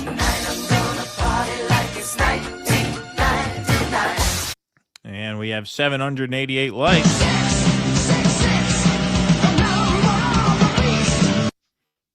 All right, folks, we're going to take a quick break to tell you a little bit about Rumble Premium. So this sponsorship is from Rumble, and it's one that's incredibly important to the survival of the company. When Rumble first started in 2013, they built the platform for the small creator. They didn't censor or have biases. They were fair and treated all creators equally. No one thought platforms would censor political conversation or censor opinions on topics like COVID, but they did, and Facebook admitted they fell to pressure from the Biden and Harris administration. Rumble did not, however. They held the line, and they're attacked daily for giving shows like us a voice to talk to audiences like you. They're attacked in corporate media. They're attacked by governments like France, and they're attacked from brand advertisers who refuse to work with them. So while corporate America is fighting to remove speech, Rumble is fighting to keep it. Rumble won't survive, though, with brand advertisers alone because they don't get many of them. So watching our show on Rumble is the most they can ask from you. But if you really believe in the fight and if you have the means, one major way you can help Rumble survive is by joining Rumble Premium. Join the community that believes in the First Amendment and believes in our human right to free speech. Rumble is offering $10 off with the promo code STUDIO when you purchase an annual subscription. So go to rumble.com/premium and use promo code STUDIO. Not only is that the ad-free version of the Rumble platform, but now you get access to certain premium content from certain creators that stream or publish exclusively to Rumble Premium. So that's an added perk in addition to the ad-free viewing. So like I said, if you have the means and believe in the cause, now's the time to join Rumble Premium. If you don't have the means, we are, of course, just happy if you watch us on the platform. Okay. All right. What do we got here? Let's take some more super chats, shall we? Barbara Howard, thanks for the $20. OMG, Keaton, you hit the target so hard it felt like a nuclear blast. What is shared American culture identity? Hamburgers, pizza, maybe jazz? We have no traditions that unite us around creating a moral society. Yes, thank you, Barbara. Appreciate it. Now, I think from the outside, we just look like a freaky reality show. Right. Yeah, exactly. Exactly. I mean, the biggest rallies are Trump rallies, and they are more, I don't say this to disparage them. I just say this from going to some and observing. They are more like carnivals than they are serious political events. I mean, literally, it's a carnival atmosphere. You got vendors with the blow up, with the dolls and the hats, and it's a show. It's a circus. Well, and even our cultural products. That's where you can really see it, man. Like, those things should not be ignored. The fact that people are starting to watch other people's cinema now. The fact that manga is far more popular than our American superhero comic books. Even in America, it's more popular. Right. Like that's a major loss. I remember Eddie Murphy made a movie years ago, The Chosen One. It was very American in its point of view. So you have this scene where, the wise Asian is looking to the West and saying, "You Americans, so much power and so little idea what to do with it." Yo, man, people around the world bought into that shit. And that was partly because our films had such penetration. The first time I went abroad, I was very surprised that most of the movies in the movie theater are American. Right. Like I thought if you go to England, their movies would be British. And obviously there are more British movies than you would see in a movie theater here, but most of them are American. You cannot overstate how much impact that had on the way that the world perceived us. It was always propaganda, but it was very effective propaganda, as evidenced by back then. Most of the world had a positive view of the United States. Not anymore. Right. Emblemad Fate, did you see my super chat about soundboard recording? Yes, I didn't realize it was about soundboard, but yes, we did see your super chat. Thank you. Racecar789, thanks for the $20. Hey guys, in Russell's other office, there was a bookshelf that was sagging big time, but now it appears straight again. What was the trick to straightening it out? Or maybe it was a fisheye webcam lens. Well, these are different bookshelves. You're going way back. And I fixed that before I changed rooms. These are different bookshelves, but for a while, I was still using that, but they got fixed. It's just because I never put a center support in. Right. That it was bending like that. Pete Sweet, recommend book The Transparent Cabal, Neoconservative Agenda, War in the Middle East, and the National Interest of Israel. Show you how we got here. Okay, that sounds good. CS issued a correction. He's right. The name of the movie was The Golden Child. Got it. Forex Gold, thanks for the €5. China and also Russia want diplomatic resolutions to everything, whilst EU, US, and vassal states salivate for a hot war. Yes. Vito P, it'll be great to see the sales of lunch pails explode again. Cancer sucks. You guys rock. That's right. Lunch pails are coming back. Yeah. The fallacy is assuming China won't also automate and won't build robots quicker and cheaper and build better than us. Oh, wait, they're already doing that. Right, exactly. Also remember, China does what's good for them. Right. I remember everybody was dumping money into Chinese education stocks because billion people, right? No brainer. China decided this industry was not good for the country, and they just overnight banned it. They overnight banned the privatization of tutoring.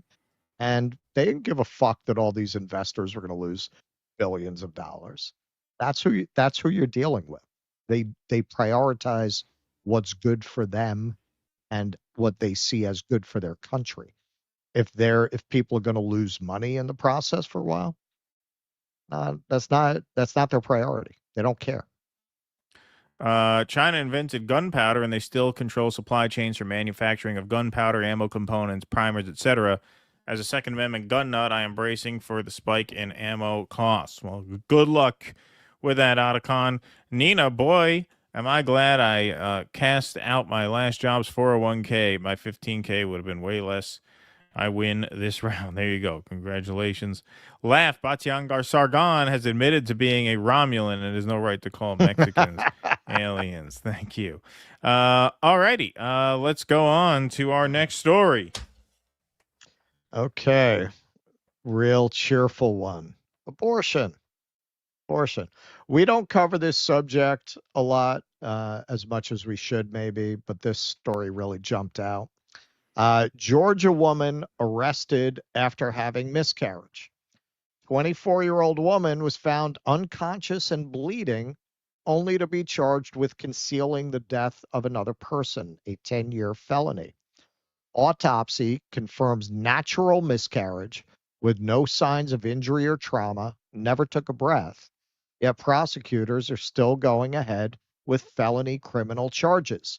Roughly 25% of pregnancies end in miscarriage, and here's the really important part. There are no legal standards written into law on how people should dispose of fetal remains. Now, I have known a lot of people who had miscarriages. I didn't know any of them to go put them in a grave. You know, a lot of women who have miscarriages have flushed it down the toilet. I think that's actually pretty common.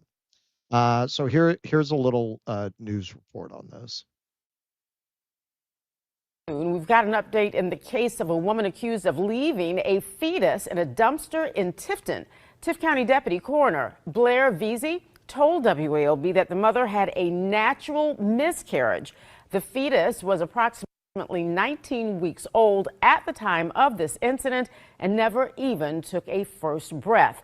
Veazey says there were no signs of injury to the fetus, but that the mother handled the situation in the wrong way. The fetus was approximately 19 weeks along. There's no obvious signs of trauma. It looks to be just a natural miscarriage. You know, it's just a unfortunate, sad situation that, you know, sometimes mothers go through, and we hope to never have to see it, but it's just a part of life we endure at times.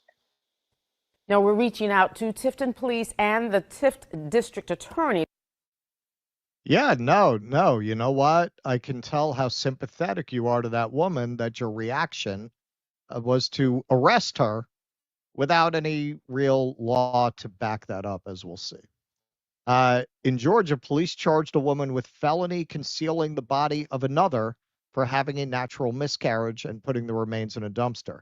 Remember, when you pass a law, discretion passes to the dumbest people alive.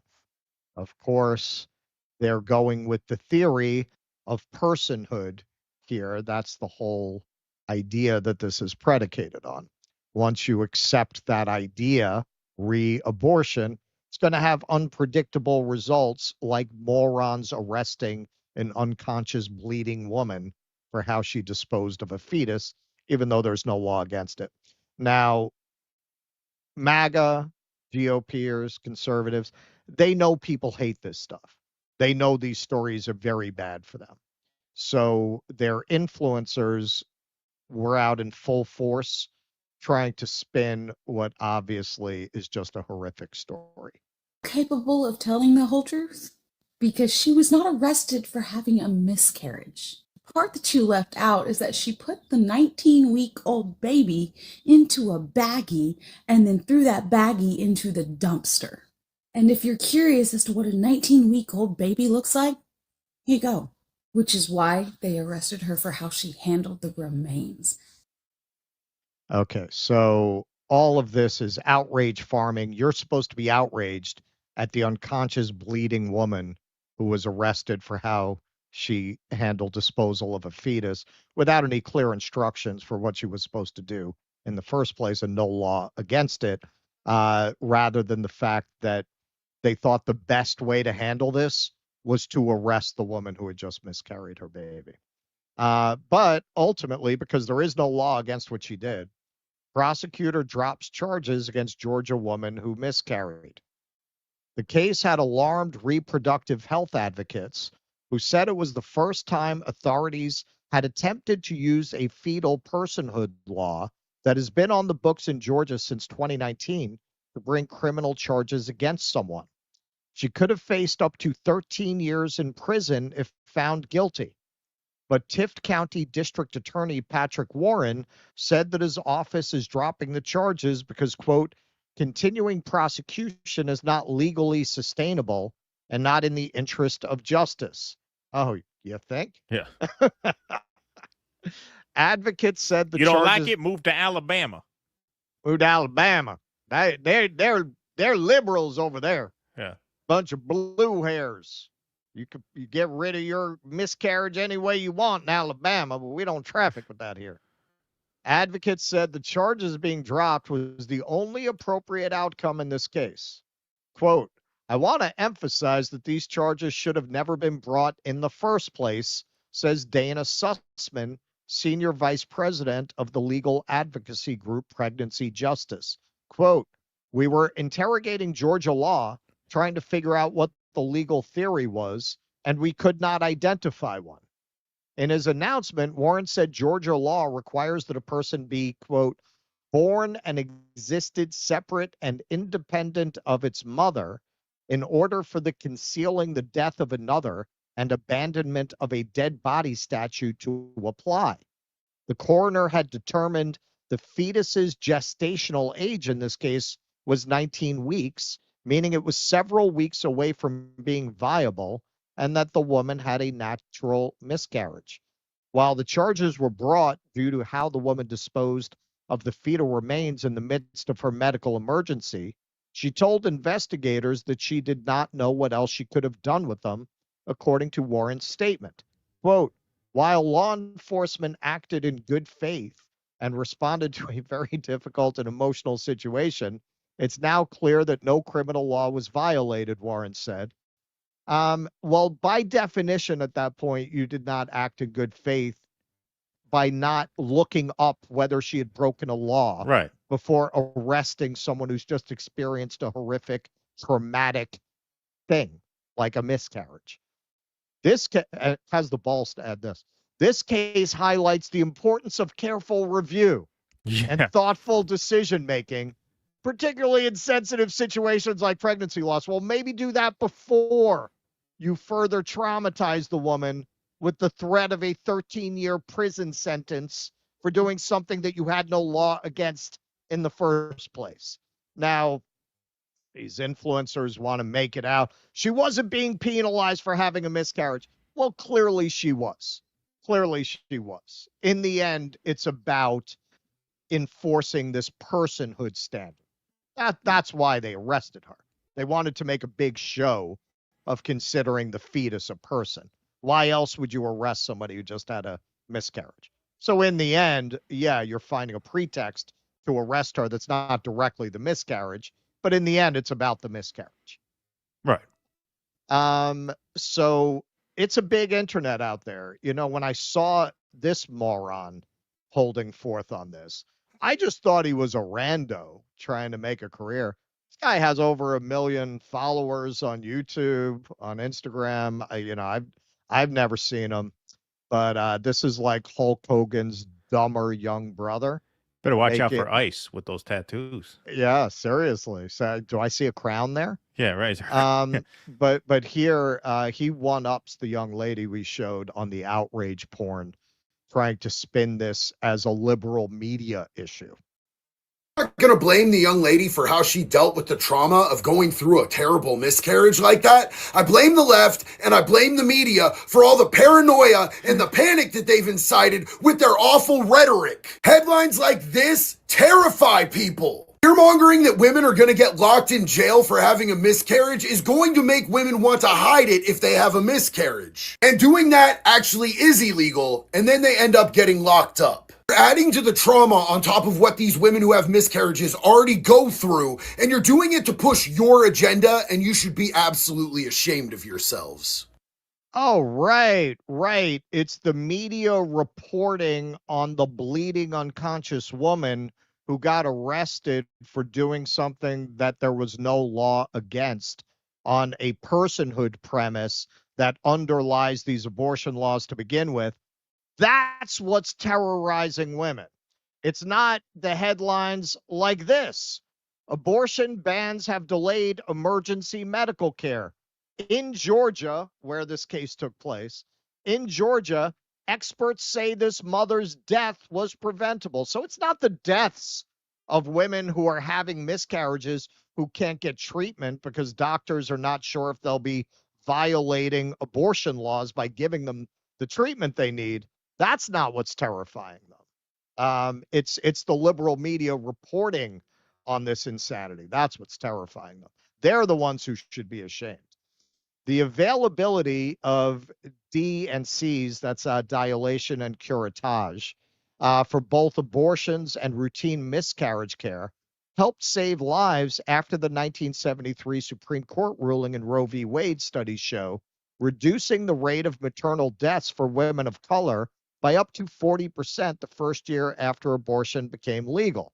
You see, you want to sell it to these people, you got to talk about how many South African lives of Boers were saved by it. But since abortion was banned or restricted in 22 states over the past 2 years, women in serious danger have been turned away from emergency rooms and told that they needed to be in more peril before doctors could help.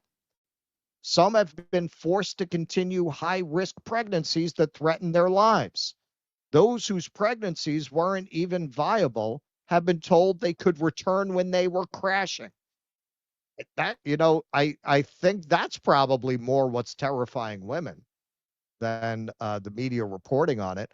How about the 3 pregnant Texas women who have been denied proper care, who were all having miscarriages, by the way? None of these were complications from abortions. These were all refusal to treat these women when they had miscarriages.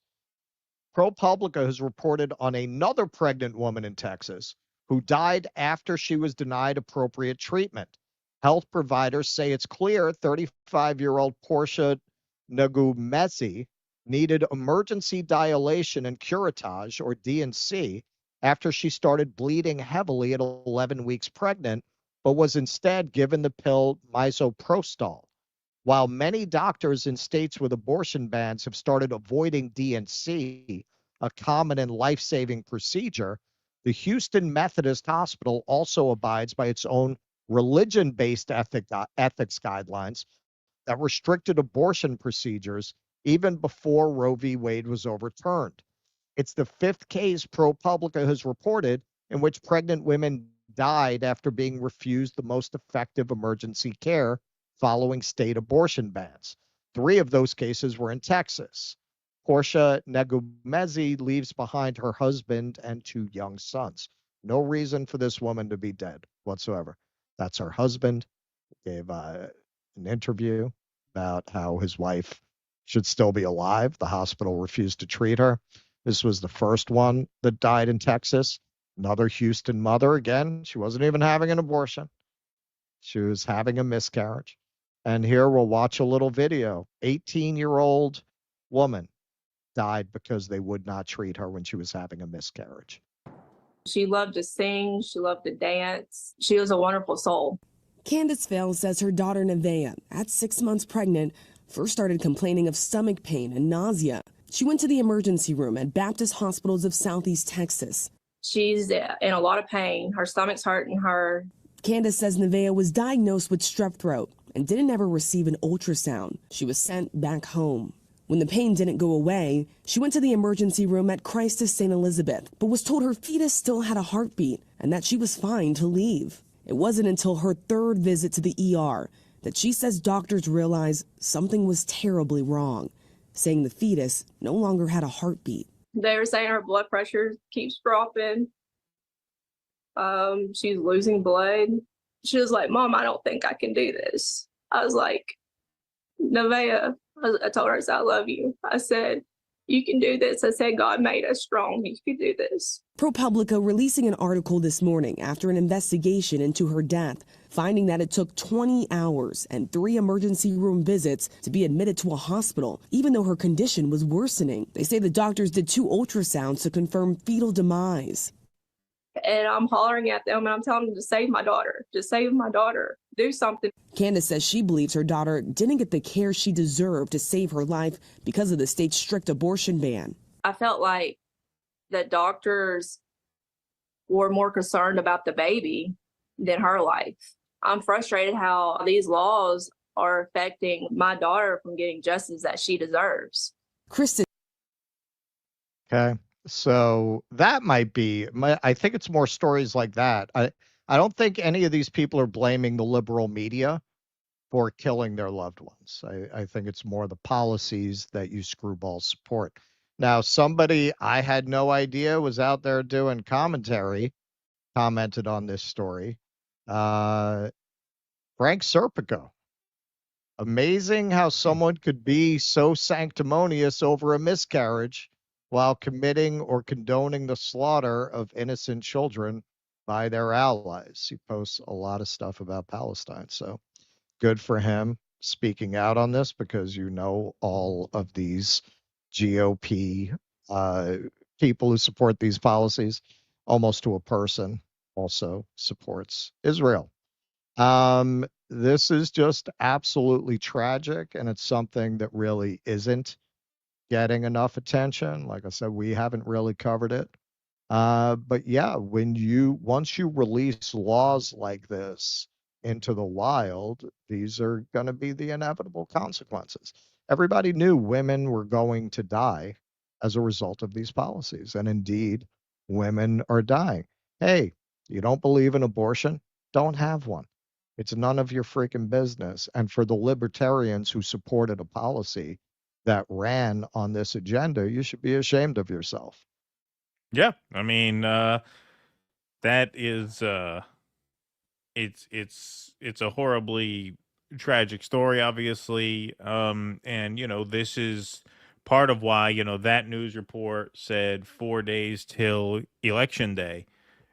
This is part of why I called the election wrong, because the 2022 voters really prioritized this in a way that the 2024 voters did not. Yeah. And that's because of, as we covered in the last, I think 2 shows ago, a lot of the Trump voters are the low propensity voters, the voters who only come out during the presidential year, not necessarily in the midterm year, which is why it's kind of apples and oranges to compare those 2 voting populations. My suspicion was that the country was so depressed that there wouldn't be as much of a difference between those 2 populations as apparently there was. But yeah, this was an issue that was extremely potent in 2022 and 2023. We'll see how large this looms over the midterms, where you get the higher propensity voters. This, in addition to every other betrayal of the Republicans, who now have a more working class base who are particularly vulnerable in situations like this. You know, these kinds of stories happen to people who can't afford to simply fly to New York, where you can get the care you need and then fly back, right? I mean, these do affect poorer people. And yeah, I mean, it's just horrible. I mean, what else is there to say?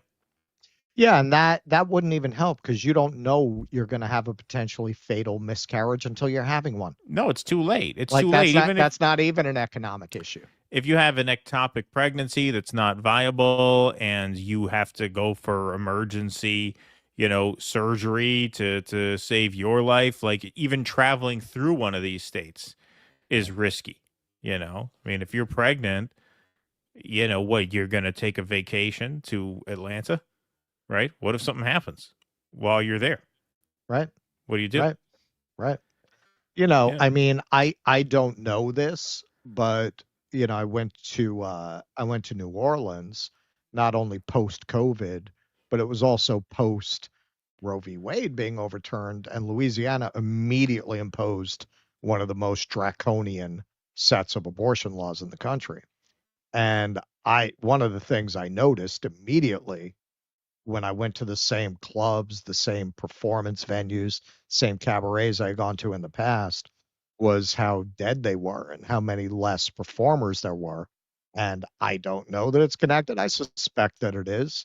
If you're a creative person, are you going to move to a place with those kinds of abortion laws?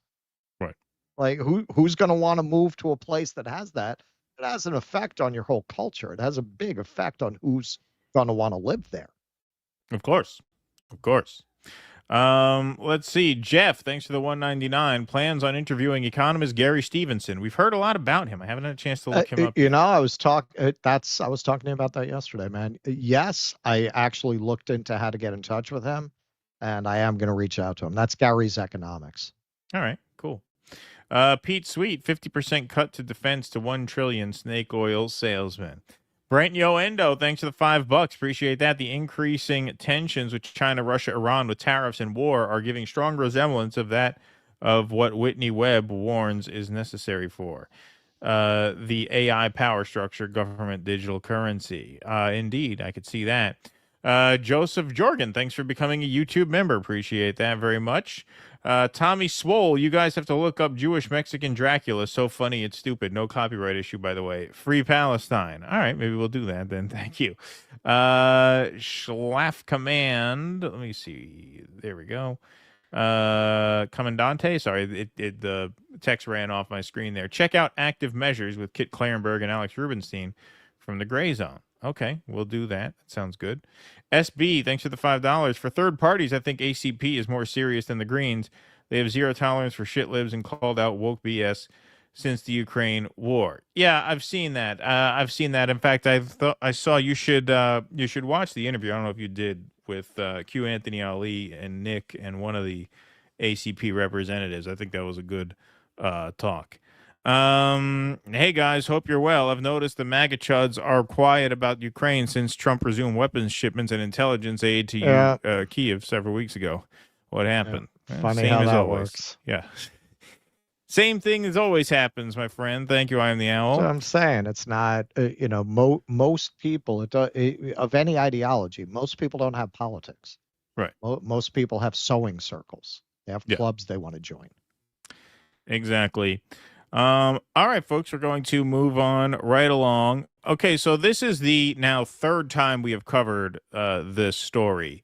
U.S. Supreme Court decides man deported in error can remain in El Salvador pending further court action. So this is the man who was swept up at a Home Depot, accused of being in a gang. The police found no evidence of him being in a gang, but he was sent to El Salvador's SCOT in what the administration itself admits was a, quote, administrative error. The U.S. Supreme Court on Monday temporarily halted a judge's order requiring President Donald Trump's administration to return by the end of the day a Salvadoran man who the government has acknowledged was deported in error to El Salvador. Chief Justice John Roberts, acting on behalf of the court, paused an order by U.S. District Judge Paula Zinnes that the administration return Kilmar Abrego Garcia by the end of Monday in response to a lawsuit filed by the man and his family challenging the legality of his deportation. The court's action, called an administrative stay, gives the justices additional time to consider the administration's more formal request to block the judge's order while litigation in the case continues. I'll pause very briefly to say the fact that they are even putting up a fight shows you who the Trump administration actually are. Why are they even fighting this? Why aren't they eager to get the guy back? Like, why would you try to block the court from making you take the guy back? Why wouldn't you want to, oh, shit, we fucked up. Let's make this right. No. Earlier on Monday, the Richmond, Virginia-based 4th U.S. Circuit Court of Appeals denied the administration's request to freeze the judge's order. Zinnes found that the U.S. government had no lawful authority to detain and deport Abrego Garcia, a Salvadoran migrant who lived in Maryland legally with a work permit, and ordered his return by 11:59 p.m. Monday, last night, as of this stream, obviously. He was deported on March 15th on one of 3 high-profile deportation flights to El Salvador that also included alleged Venezuelan gang members. The Justice Department, in its Supreme Court filing, stated that while Abrego Garcia was removed to El Salvador through administrative error, his actual removal from the United States was not error. The error, department lawyers wrote, was in removing him specifically to El Salvador despite a deportation protection order he received in 2019. I don't know what lawyers they got working for Donald Trump, but that seems absurd since the guy is Salvadoran. So how could it be an error to remove him to El Salvador? You're saying it was an error to remove him to El Salvador, but not to remove him from the country? That to me makes no sense. Lawyers for the Justice Department said that Abrego Garcia, as an alleged member of the criminal gang MS-13, is no longer eligible for that protection. Trump's administration has designated MS-13 a foreign terrorist organization. Okay, so they're really not admitting much error. I mean, I don't even know why they would call that an administrative error at that point. There are no pending charges against Abrego Garcia, who is married to an American citizen with whom he is raising a U.S. citizen child, in addition to his wife's 2 children from a prior relationship. Abrego Garcia's lawyer have denied the allegation that he is part of a gang. Just to refresh, this is now our 3rd story on this, so we don't have to go into the whole story. But Abrego Garcia was stopped and detained by ICE officers on March 12th and questioned about his alleged gang affiliation. Abrego Garcia had complied fully with all directives from immigration officials, including annual check-ins, and had never been charged with or convicted of any crime, the judge wrote. He has been detained in El Salvador at what the judge called one of the most dangerous prisons in the Western Hemisphere. Now, in addition, the court more broadly ruled, by the way, this is just to remind you what story we're talking about. We did a whole segment on this article when this story first broke. But in addition, the Supreme Court, more broadly now speaking, allows Trump to deport Venezuelans under wartime law, but only after judges review. So the Supreme Court on Monday allowed the Trump administration to use an 18th century wartime law to deport Venezuelan migrants, but said they must get a court hearing before they are taken from the United States. In a bitterly divided decision, the court said the administration must give Venezuelans who it claims are gang members, quote, reasonable time to go to court. But the conservative majority said the legal challenges must take place in Texas instead of a Washington courtroom. The court's action appears to bar the administration from immediately resuming the flights that last month carried hundreds of migrants to a notorious prison in El Salvador. The flights came soon after President Donald Trump invoked the Alien Enemies Act for the first time since World War II to justify the deportations under a presidential proclamation, calling the Tren de Aragua gang an invading force. The majority said nothing about those flights, which took off without providing the hearing the justices now say is necessary. In dissent, the 3 liberal justices said the administration has sought to avoid judicial review in this case, and the court now rewards the government for its behavior.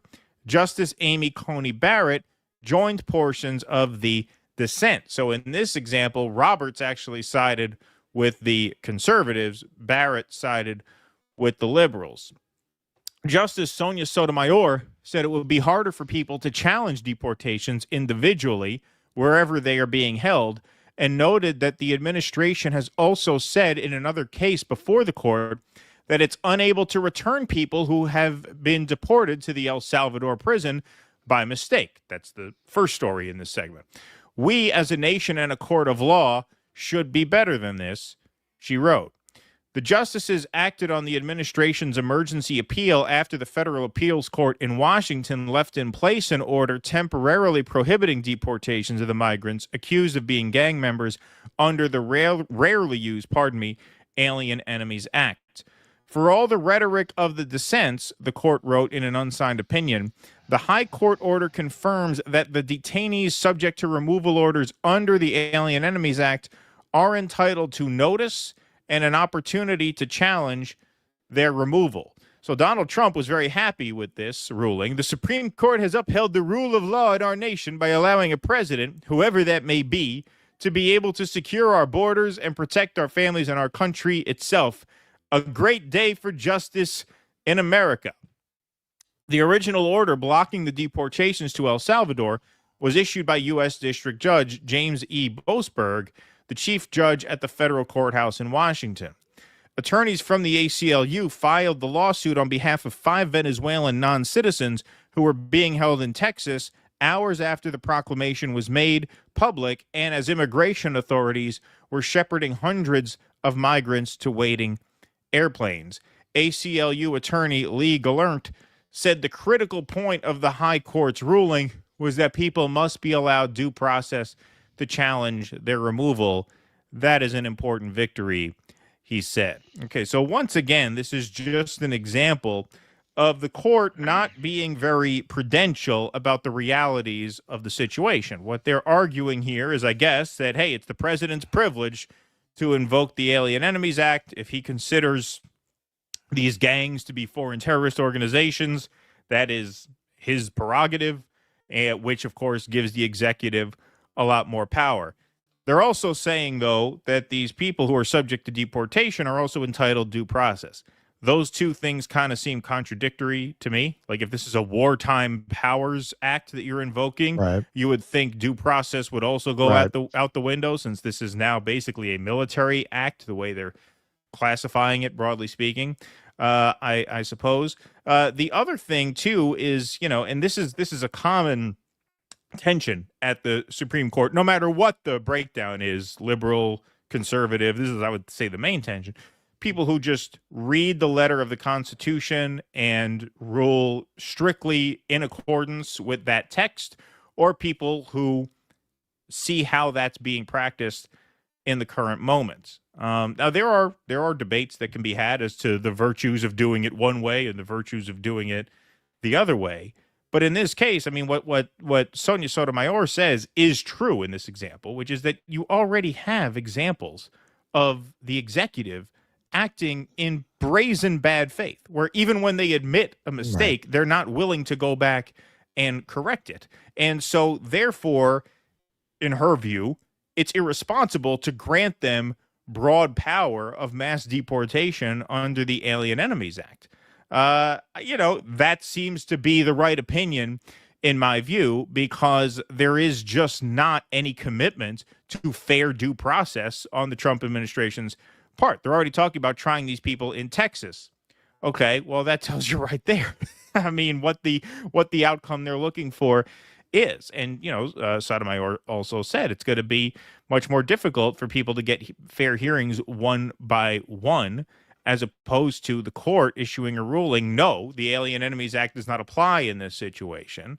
The ACLU is claiming a partial victory here. I guess it's the lawyer's job to claim a partial victory if they think that they earned one.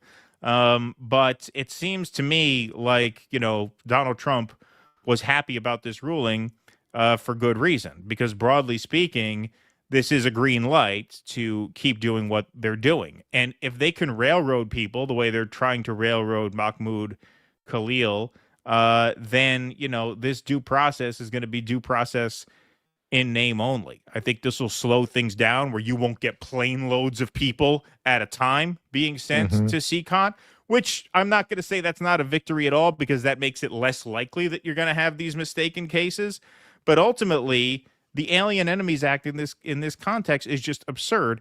The president can then just declare any group that he doesn't like a terrorist organization and invoke wartime powers. But of course, what the court would argue is, well, then that's not a president you should vote for, right? That's what it ultimately comes down to. They're like, look, this is the power the executive has. This is why you pick your executive as a public. When you pick an asshole and you get stuck with an asshole, these are the consequences. Our hands are tied. I'm not saying that's not a valid opinion. I'm saying in this context, they're ruling on a specific it would set a precedent of a kind, but what the scope of this ruling is fairly narrow. Is the Alien Enemies Act warranted in this case? Yes or no? I think given all the circumstances, no was the correct vote. And you know who agrees with me? Amy Coney Barrett, who I can't help but think that the fact that she has adopted Haitian children informs where she's coming from on this, which, by the way, the MAGA chuds were very, very glad to tout her Haitian kids when the liberals were calling her a racist. Now that she's voting against them on immigration, it's look at their bitch with her Haitian kid. Yeah, now they don't like it. Yeah. Yes, we will be sending all future migrants to the Judge Roy Bean courthouse. Yeah, right. Yeah, exactly. Yeah. Where they will get a fair hearing. Yeah, it's just one more example of the complete collapse in any moral authority we'll ever have as a nation to lecture other people on their institutions. Right. Clearly, Tren de Agua is not an invading force. Right. We are not being invaded by this gang.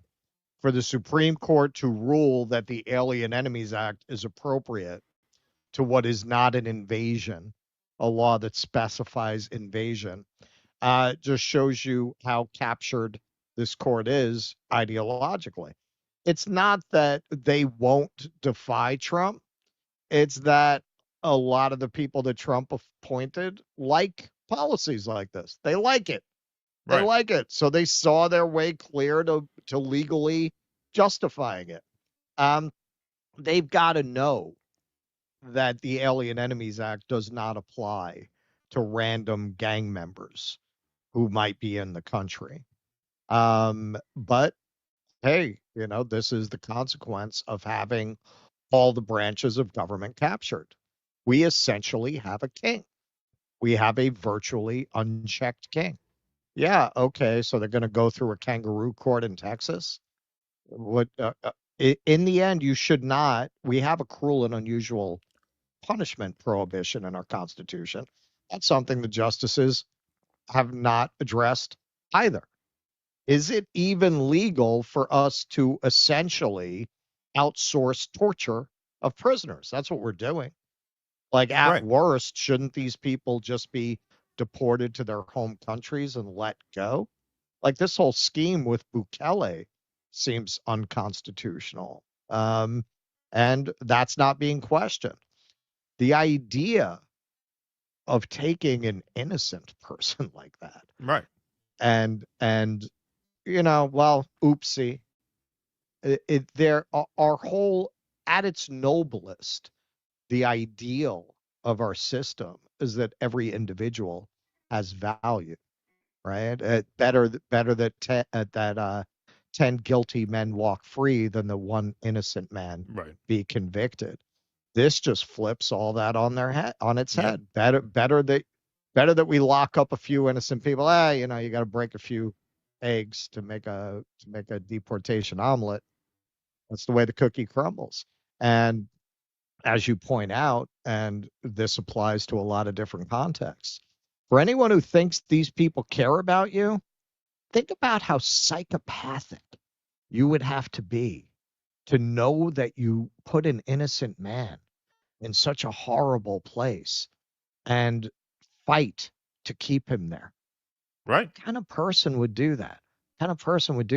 So when they tell you that they're doing everything they're doing to help the working person, remember that. Does that seem to you like people who care what happens to people outside of their immediate circle? These are profoundly disturbed, sick, psychopathic, narcissistic people that would not only fight to keep this guy there, but as you saw with Elon going back and forth with Bukele, they think it's fucking funny that this happened to that guy. I mean, you're cheering for the villains in the movie. Exactly. Right? Yep. These are the people in the movie that the hero is supposed to come and kick their ass at the end, right? That's who you're siding with these people. Yes, indeed. All right, folks, we are going to take a quick pause here to shout out our supporters. We thank you all very much for your support. If you enjoy what we do here, folks, and you'd like to help us keep doing more of it, the best way to do that by far is to become a member. So you can join our membership platforms at patreon.com/DoDissidents. You can also join our Substack at DoDissidents.substack.com or our locals, DoDissidents.locals.com. It's just $5 a month. You get quite a few perks. You get your name up in lights here on the supporter scroll. You get ad-free replays of all of our live streams emailed to you the day after they air. That's a feature people are enjoying very much. You also get call-in access to our post-show Q&As every Sunday night, as well as 2 bonus live streams per month just for supporters, 1 content and call-in live stream, 1 film club and call-in live stream. So for $5, you get all that. We think it's a pretty good deal. So you could sign up at DoDissidents.locals.com. It helps tremendously secure the infrastructure of this show and censor-proof the operation. You guys are the backbone of the operation. We could not do this without you, so thank you all very much for your support. Let's see here. All right. What did I tell you this morning about the averages? Down? Told you, man. Dead cat bounce, baby. Yeah, everything closed pretty down, man. Pretty down. NASDAQ over 2, S&P 1.5, Dow 0.84. Wow. I started this morning up 4.5%. Well, yeah, I mean, yesterday, the roller coaster of yesterday, that was crazy. Jazz Yacht Rocker, I need to hear what Casey A says on the dump baby. Haha. Artie Barty Fart Blast, thanks for the $2.99. Cough Guy has no place in the delivery room. Dukalian or Duke, thank you for becoming a YouTube member. Appreciate that very much, my friend. Let's go to some Rumble rants over here. Nujoma says, we'll increase my membership level next month because of the Snow White got an abortion joke. Thank you for that, Nujoma. Appreciate that. That was a fun one. Ken Texican, Russ, don't lament no world travel in 2025 too much. There's a real John Prine Spanish pipe dream to be had up in Buffalo. There you go. Yeah, I'm going Monday, man. That's right. Yeah, less than a week away. Yep. Nocturnal Human, another problem besides building the factories is housing and cost of living. Just because you build a factory doesn't mean workers can afford to move near the factory. It's a much larger problem, of course. Yeah, I mean, there's a million problems within that. Absolutely. Otacon, Elon is right about a free trade, free travel zone with Europe. Carrot is better than stick. I vacationed in Spain and it was lovely. Seriously considering their digital nomad visa with my remote job. Yeah, no, look, I'm not necessarily against it. It's just, it's kind of crazy that it only applies to, Europe and America. These guys are such border hawks. They're so concerned about who comes and goes where. Right. Especially in Europe, too. They're like, yeah. Well, the reason, plan B or C will be just becoming a digital nomad. And I would probably pick Europe, but they have the Digital Services Act, man. They arrest pro-Palestine journalists all the time. Yeah. Like, I'd be in more danger there than here.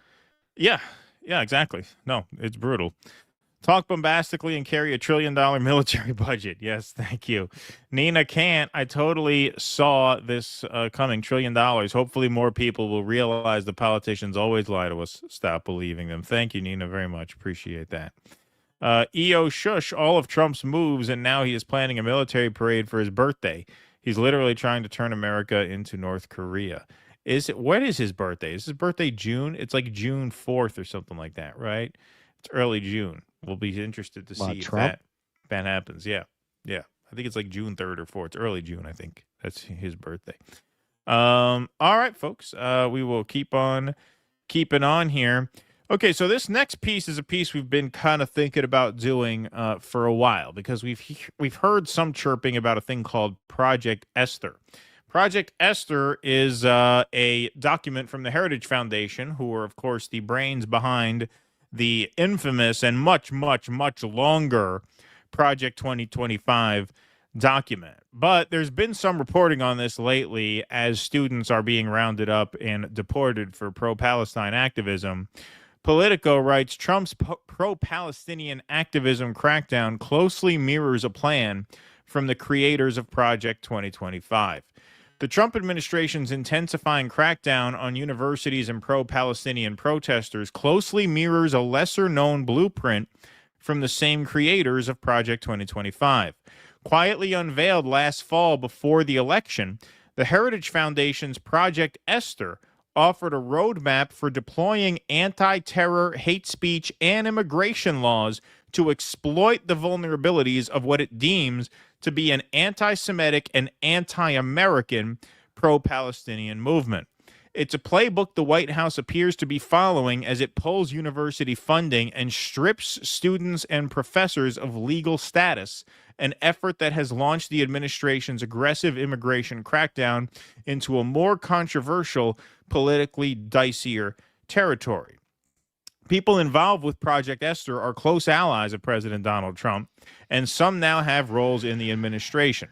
And according to a Politico analysis of the 33-page document, of the 47 points it lays out, the Trump administration and its allies in Congress have already moved in their rhetoric for policy to make at least 27 reality. Now, I read the whole document. Unlike Project 2025, it's quite short, and it's actually quite repetitive, which means in substance it's even shorter than it is. There are 47 points, many of which are quite redundant. So I would say there's really like 15 to 20 core tenets of this. But to the larger point, this does seem to be dictating what the Trump administration is doing, which is why I think it is very, very much worth learning about.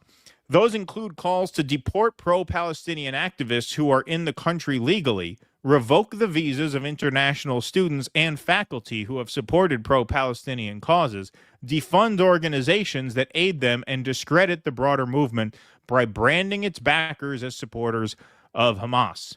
The Heritage Foundation, in partnership with the other groups, rolled out Project Esther on October 7th, 2024, drawing little attention at a time when the president was distancing himself from Heritage's better-known Project 2025, which had become a prominent Democratic talking point during the campaign.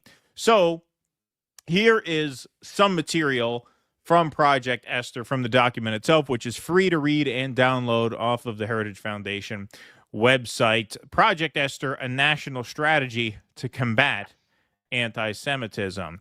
So here, as part of the introduction, anti-Semitism in the United States of America is alive and spreading.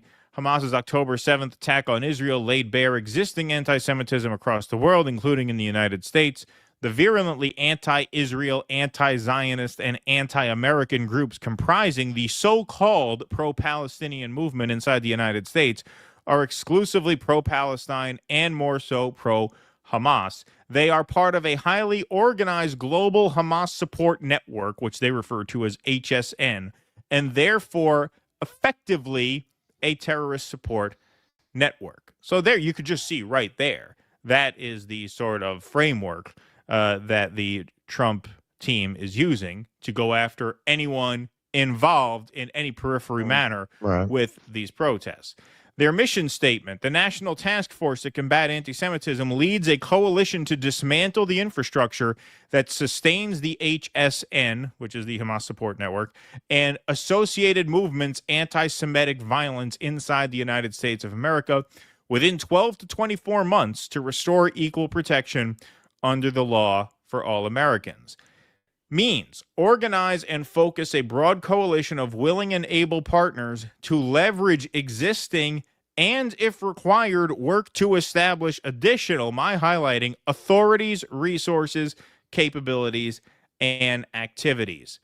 Now, what's funny about this is they acknowledge that by doing this, they are risking exacerbating anti-Semitism by making it look as though there's a cabal of Jews that dictates policy. You And they actually put that in writing. There is risk both in doing nothing and in doing something. If left alone, the HSN and its affiliated Hamas support organizations, subsequently referred to as HSOs, could become irrelevant or discredit themselves, although current trends and geopolitical conditions do not support this conclusion. At the same time, if Project Esther succeeds, it could reinforce a blood libel narrative, lending credence to an HSN blame the Jews mantra and expanded anti-Semitism. It is therefore incumbent upon us to integrate measures to mitigate the negative consequences that could result from success. Well, the Trump gang is not really heeding that advice all that much. No. In the wake of the October 7th attacks and Israel's ongoing defensive war to destroy Hamas, it has become clear that HSN and its component HSOs have worked diligently over a long period of time to set conditions for their strategy's success. Their strategy includes the following: to take advantage of our open society. Wow. HSOs, I'm not going to read the whole thing. We'll be here forever if I read every slide in its entirety. HSOs have a complete access to the U.S. economy to generate and spend money as they see fit. And just as every other American is, this is the highlighted text, they are protected under the Bill of Rights and enjoy all of the freedoms that go with it, including the freedoms of speech and assembly and the right to vote. HSOs can organize protests and demonstrations wherever and whenever they choose. They explicitly state that that is a problem. It's a problem that they have rights under the Constitution. Right. So what are we going to do about that? They say they have the freedom of speech, freedom to assemble, which means protest, and they can organize demonstrations wherever they choose. They explicitly state that as an obstacle to their goals. Then they say part of their strategy is to leverage the American media. The HSN and HFOs have made prolific and unchecked use of social media platforms such as TikTok across the entire digital ecosystem to spout anti-Semitic propaganda. Now, don't forget, this was published in October 2024. Of course, TikTok was then banned in January, and then the ban was undone by Trump with the caveat that you can't say Free Palestine anymore. Right? Now, I'm giving a shortened version of this. Amongst these lists of obstacles here are some just like standard Republican and conservative obsessions, such as the universities are Marxist and the media is anti-Israel, which is absurd. That's in here. I'm only going through the ones where we can draw direct links from text to action. So desired end state. So establishing the following criteria which mirror current conditions will achieve our desired end state. So end state number 1, HSO propaganda eradicated from the U.S. education system at all levels. HSOs unable to disseminate propaganda inside the United States. HSOs no longer have access to U.S. open society. HSOs no longer have access to the U.S. economy. HSN loses access to Congress. That was the other thing. Can you believe the rhetoric from Rashida Tlaib and Ilhan Omar, right? They made it sound like a significant portion of Congress was captured by the pro-Palestine movement, which is, of course, absurd. That's just kind of par for the course, right-wing paranoia. Executive branch confronts, pursues, and prosecutes HSO legal and criminal violations. Hello, Kash Patel. Hello, Pam Bondi. Okay? HSO's communications disrupted. Hello, TikTok ban. HSOs rendered unable to conduct or sustain demonstrations and protests. Well, there you have that, right? And U.S. Jewish community and allies unified against HSOs. They make specific mention in this document of organizations like Jewish Voice for Peace, right, as being a major obstacle to their objectives because they obviously deflate the whole narrative that to be pro-Palestine is to be anti-Semitic. Right. Okay, now, we have mentioned RICO as being of the same nature as what they're doing. Here they mention it explicitly. As American citizens, our authorities derive from the Republic's founding documents, the Declaration of Independence, the Constitution, and the Bill of Rights. Beyond that are federal, state, and local laws, ordinances, and regulations. We have several laws at our disposal that may help to exploit HSN and HSO vulnerabilities, such as the Foreign Agents Registration Act, the Racketeer Influence and Corrupt Organizations Act, or the RICO Act, and counterterrorism, hate speech, and immigration laws. Now, RICO is really important because that's what they use to go after the mafia. And they're trying to delegitimize the pro-Palestine movement, just as they were able to classify the mafia as an inherently illegitimate, corrupt, and criminal organization, such that any involvement with the movement, whether it is occupying a building, which I still don't understand how that is a crime, that's age-old civil disobedience protest tactic, or writing an op-ed in the case of the immigrant who was just swept out of Tufts University. Any involvement with the movement is deemed suspect to the point where you are now subject to penalty. So it's very telling that this document mentions RICO by name as an authority and a tool. It was clear from the language that they were using that they were looking at RICO, because they were clearly going with a theory of, well, pro-Palestine protest is inherently supportive of Hamas. Therefore, if you're involved in that, you're involved in a criminal conspiracy, and therefore you can be held accountable for crimes committed by members. It's RICO logic. Yep. And not only is it RICO logic, but according to this document, which does seem to be informing point for point the Trump administration's crackdown on these protests, they are very consciously aware that RICO is fitting precedent for them to do this the way they want to. Now, they're trying to find a way around the protections of the Constitution. I mean, they explicitly say it there. So they're looking at laws that would allow them to criminalize protest. Exactly. They can't explicitly criminalize a political point of view, but you already have precedent for support for terrorist organizations is illegal. And with this group of criminals in the White House, well, you could get them to go along with the premise that it's a criminal organization. The whole thing is criminal. Also, let's try RICO. You'll never get that past the courts. That's why they haven't done it explicitly. That's why they haven't explicitly charged anyone under RICO, because they know it's not going to hold up. Even with conservatives, they're going to recognize the danger of setting a precedent of outlawing political movements with RICO. Right. Exactly. Now, this is an organization that I had not heard of, Nexus Project, combating anti-Semitism, upholding democracy, and protecting free speech. So we equip policymakers and communities with tools to combat anti-Semitism. We oppose and counter efforts to exploit false accusations of anti-Semitism for political gain, and we foster unity against all forms of hate and discrimination. So it's not clear to me whether this is a pro-Israel organization or not. They don't seem to take a position on it, which may be beyond their purview as an organization. But nonetheless, it is interesting here. So here is a spokesperson for them. I thought his name was up here. Oh, his name there is on the card, Kevin Rachlin.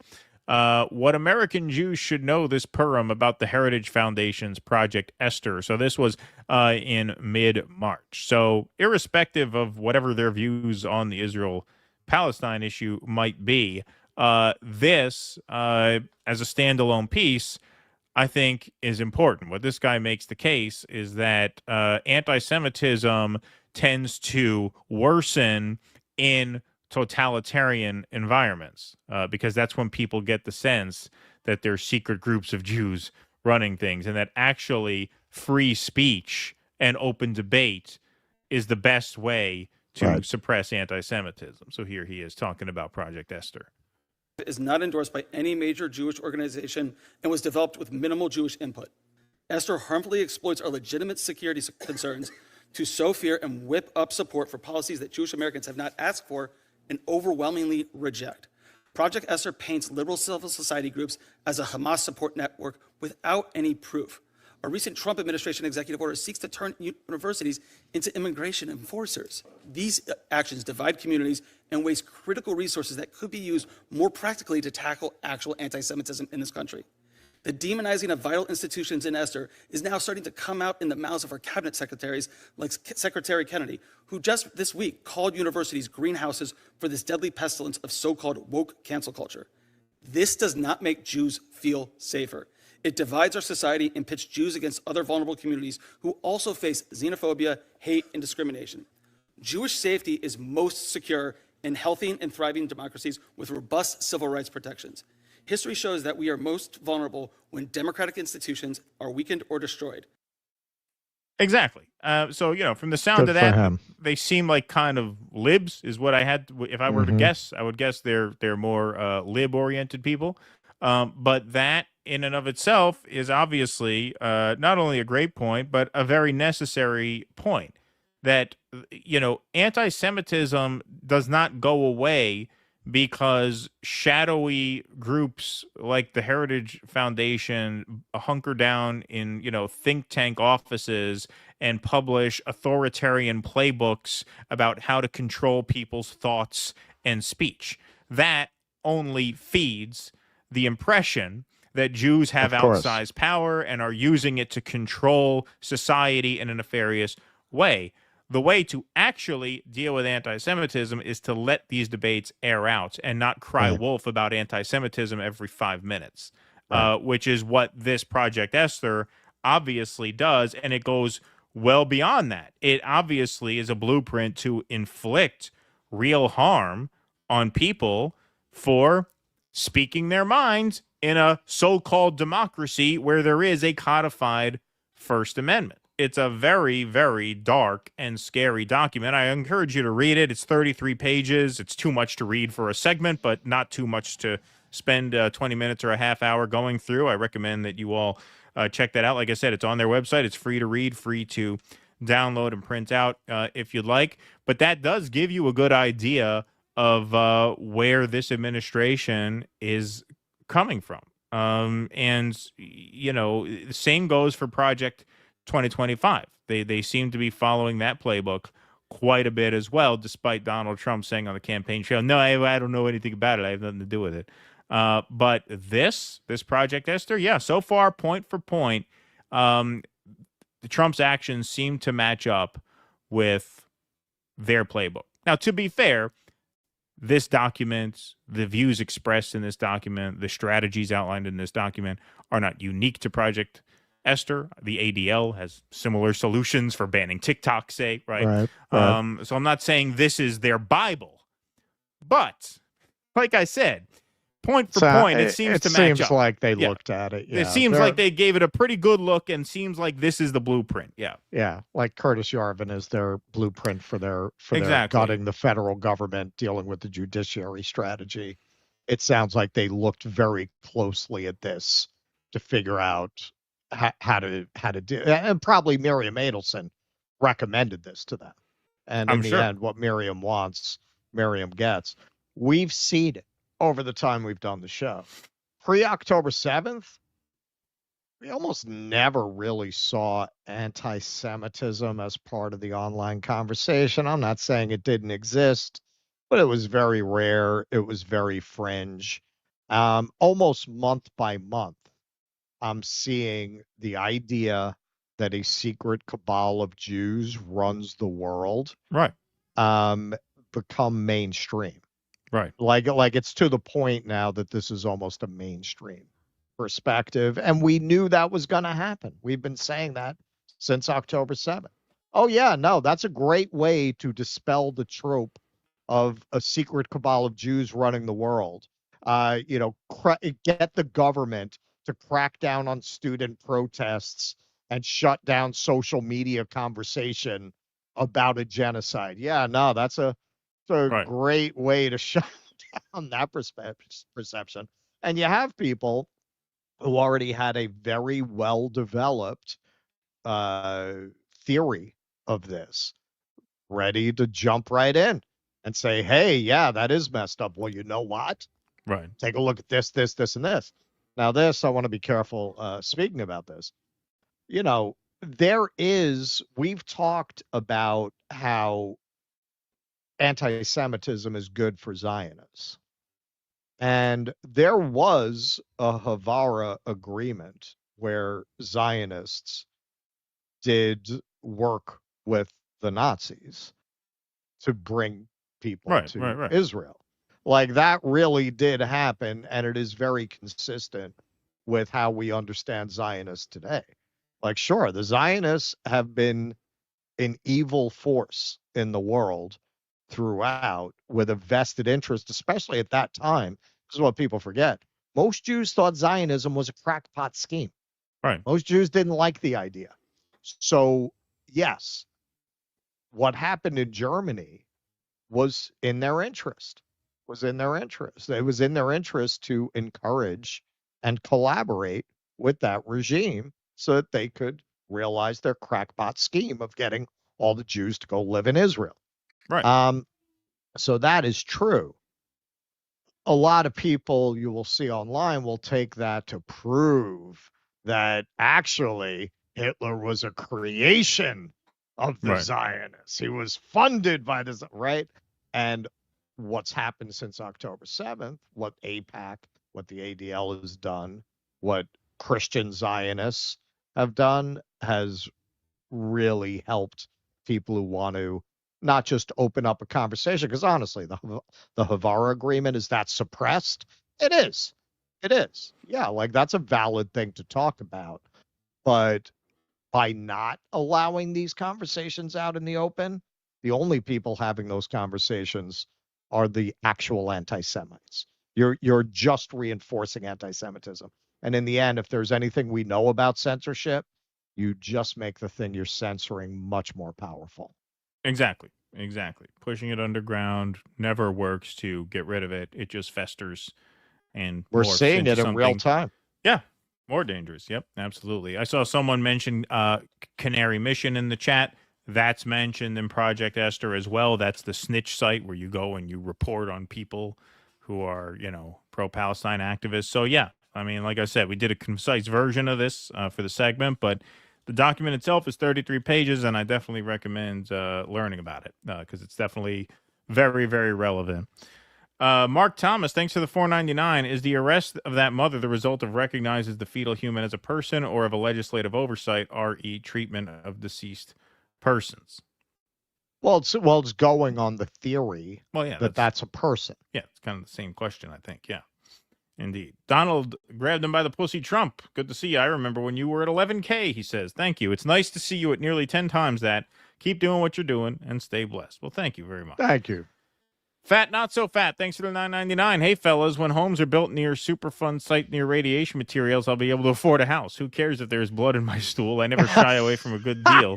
Sun Tzu or some shit. Thank you very much. Appreciate that. Stoop sign, miscarriage, and goldfish get the same treatment. Oy. Otacon, ma'am, are you sure that's a 19-week fetus and not a tasty British pizza? Exactly. It does kind of look like a placenta pizza. It does, yeah. China Shell, you're supposed to throw it in the back of the pickup and drop it off at the landfill, Russ. Duh. Thank you, China Shell. Morty Duke, I didn't vote for them the first time in over 40 years. I just got sick of being bamboozled. Thank you, Morty. Ellen Jimerson. Hey, Ellen, just returned from 2 weeks in Japan. Went to Tokyo Giants game and thought of you, Keaton. American hit a double at Kabuki 5-hour performance where nothing is as it seems. Thought of Russ. There you go. Well, that's great. I hope you had a great time, Ellen. Welcome back. Welcome back to the greatest country in the world. Don't you miss being abroad? What, don't you miss all that? I love what they said. Trump said when he was with Netanyahu today. He's like, Japan, they won't take anything. They won't take any of our agriculture. Why would they want our fucking poison agriculture? Like Japan is known for like beautiful, meticulous, well-made food and health. They have some of the they're going to take our fucking agriculture. Yeah. Yeah, they have some of the strictest food regulations in the world. More strict than Europe. They'll take a British pizza before they take our agriculture. Exactly. Enjoyed it. At least they know it wasn't washed in chlorine. Yeah. Enjoyed a 2-week break from U.S. politics. Have so many thoughts about tariffs and deportations and odd liberal responses, but I'm too jet lagged to muster the energy to express them. That's all right, Ellen. Rest up, and we'll see you Thursday. Morty Duke, I can't help but think that there's human beings and there's those who've assumed control. I could be wrong. Thank you, Morty. All right, we got one more segment on the day, folks. One more song. Starts now. All right. This is just a quick, fun one. So this has been a really bad time for the world's richest man. Tesla stock hit its high back in December, 488.53. As of yesterday, it was down to 244.98. You want to look up how it closed today, Keaton? If I had to guess, it probably closed in the high teens, low 20s. Tesla? Yep. Tesla stock to close at 221. Yep, nailed it. Yep. So 4.9%. Yeah. So okay. So it was 49.85. So it's down over 50% if you include today's drop. So Elon's been taking this kind of hard, man. You know, he's a poet and a prophet. He's a sensitive guy. So here he is kind of having a therapy session here. Are suffering because I'm in the government. You just pointed that out a moment ago. Right. Do you think it helps sales? We got to get the beginning. My companies are suffering because I'm in the government. You just pointed that out a moment ago. Right. Do you think it helps sales if dealerships are being firebombed? Of course not. And Tesla customers are being intimidated all over the country and all over Europe. Mm-hmm. Does that help Tesla? I mean, you had Tim Waltz, who's a huge jerk, running around on stage with the Tesla stock price where the stock price had gone in half. Horrible. And he was overjoyed. What an evil thing to do. What a creep. What a jerk. Like who derives joy from that? And it was pointed out to him that actually, Minnesota State Pension Fund is a major investor in Tesla. But he didn't care. He was so overjoyed by Tesla stock going in half. Does that sound like a good person to you? I don't think so.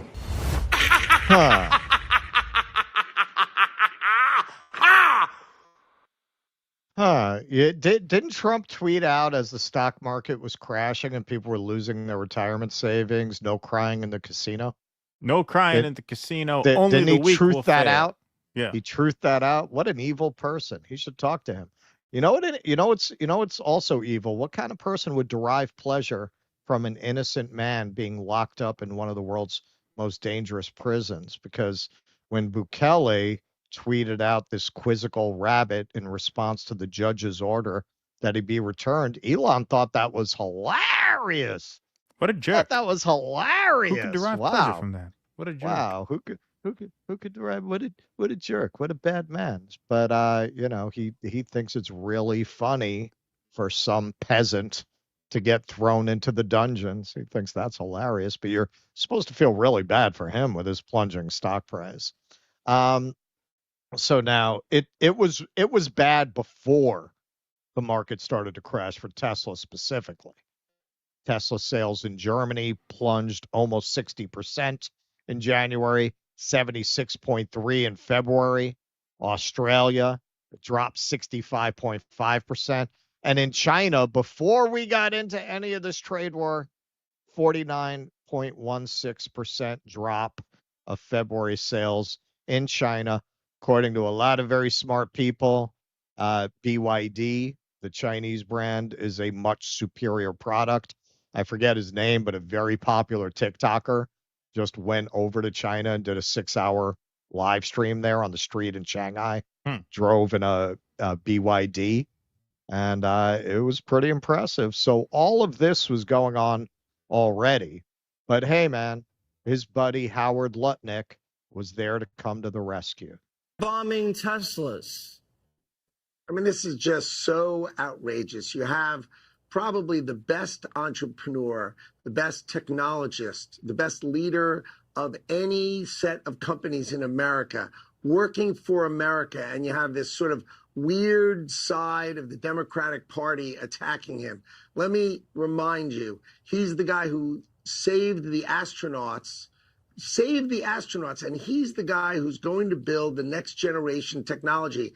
I think if you want to learn something on this show tonight, buy Tesla. It's unbelievable that this guy's stock is this cheap. It'll never be this cheap again. When people understand the things he's building, the robots he's building, the technology he's building, people are going to be dreaming of today and Jesse Waters and thinking, gosh, I should have bought Elon Musk's stock. I mean, who wouldn't invest in Elon Musk? You got to be kidding. All right, so you're calling the bottom.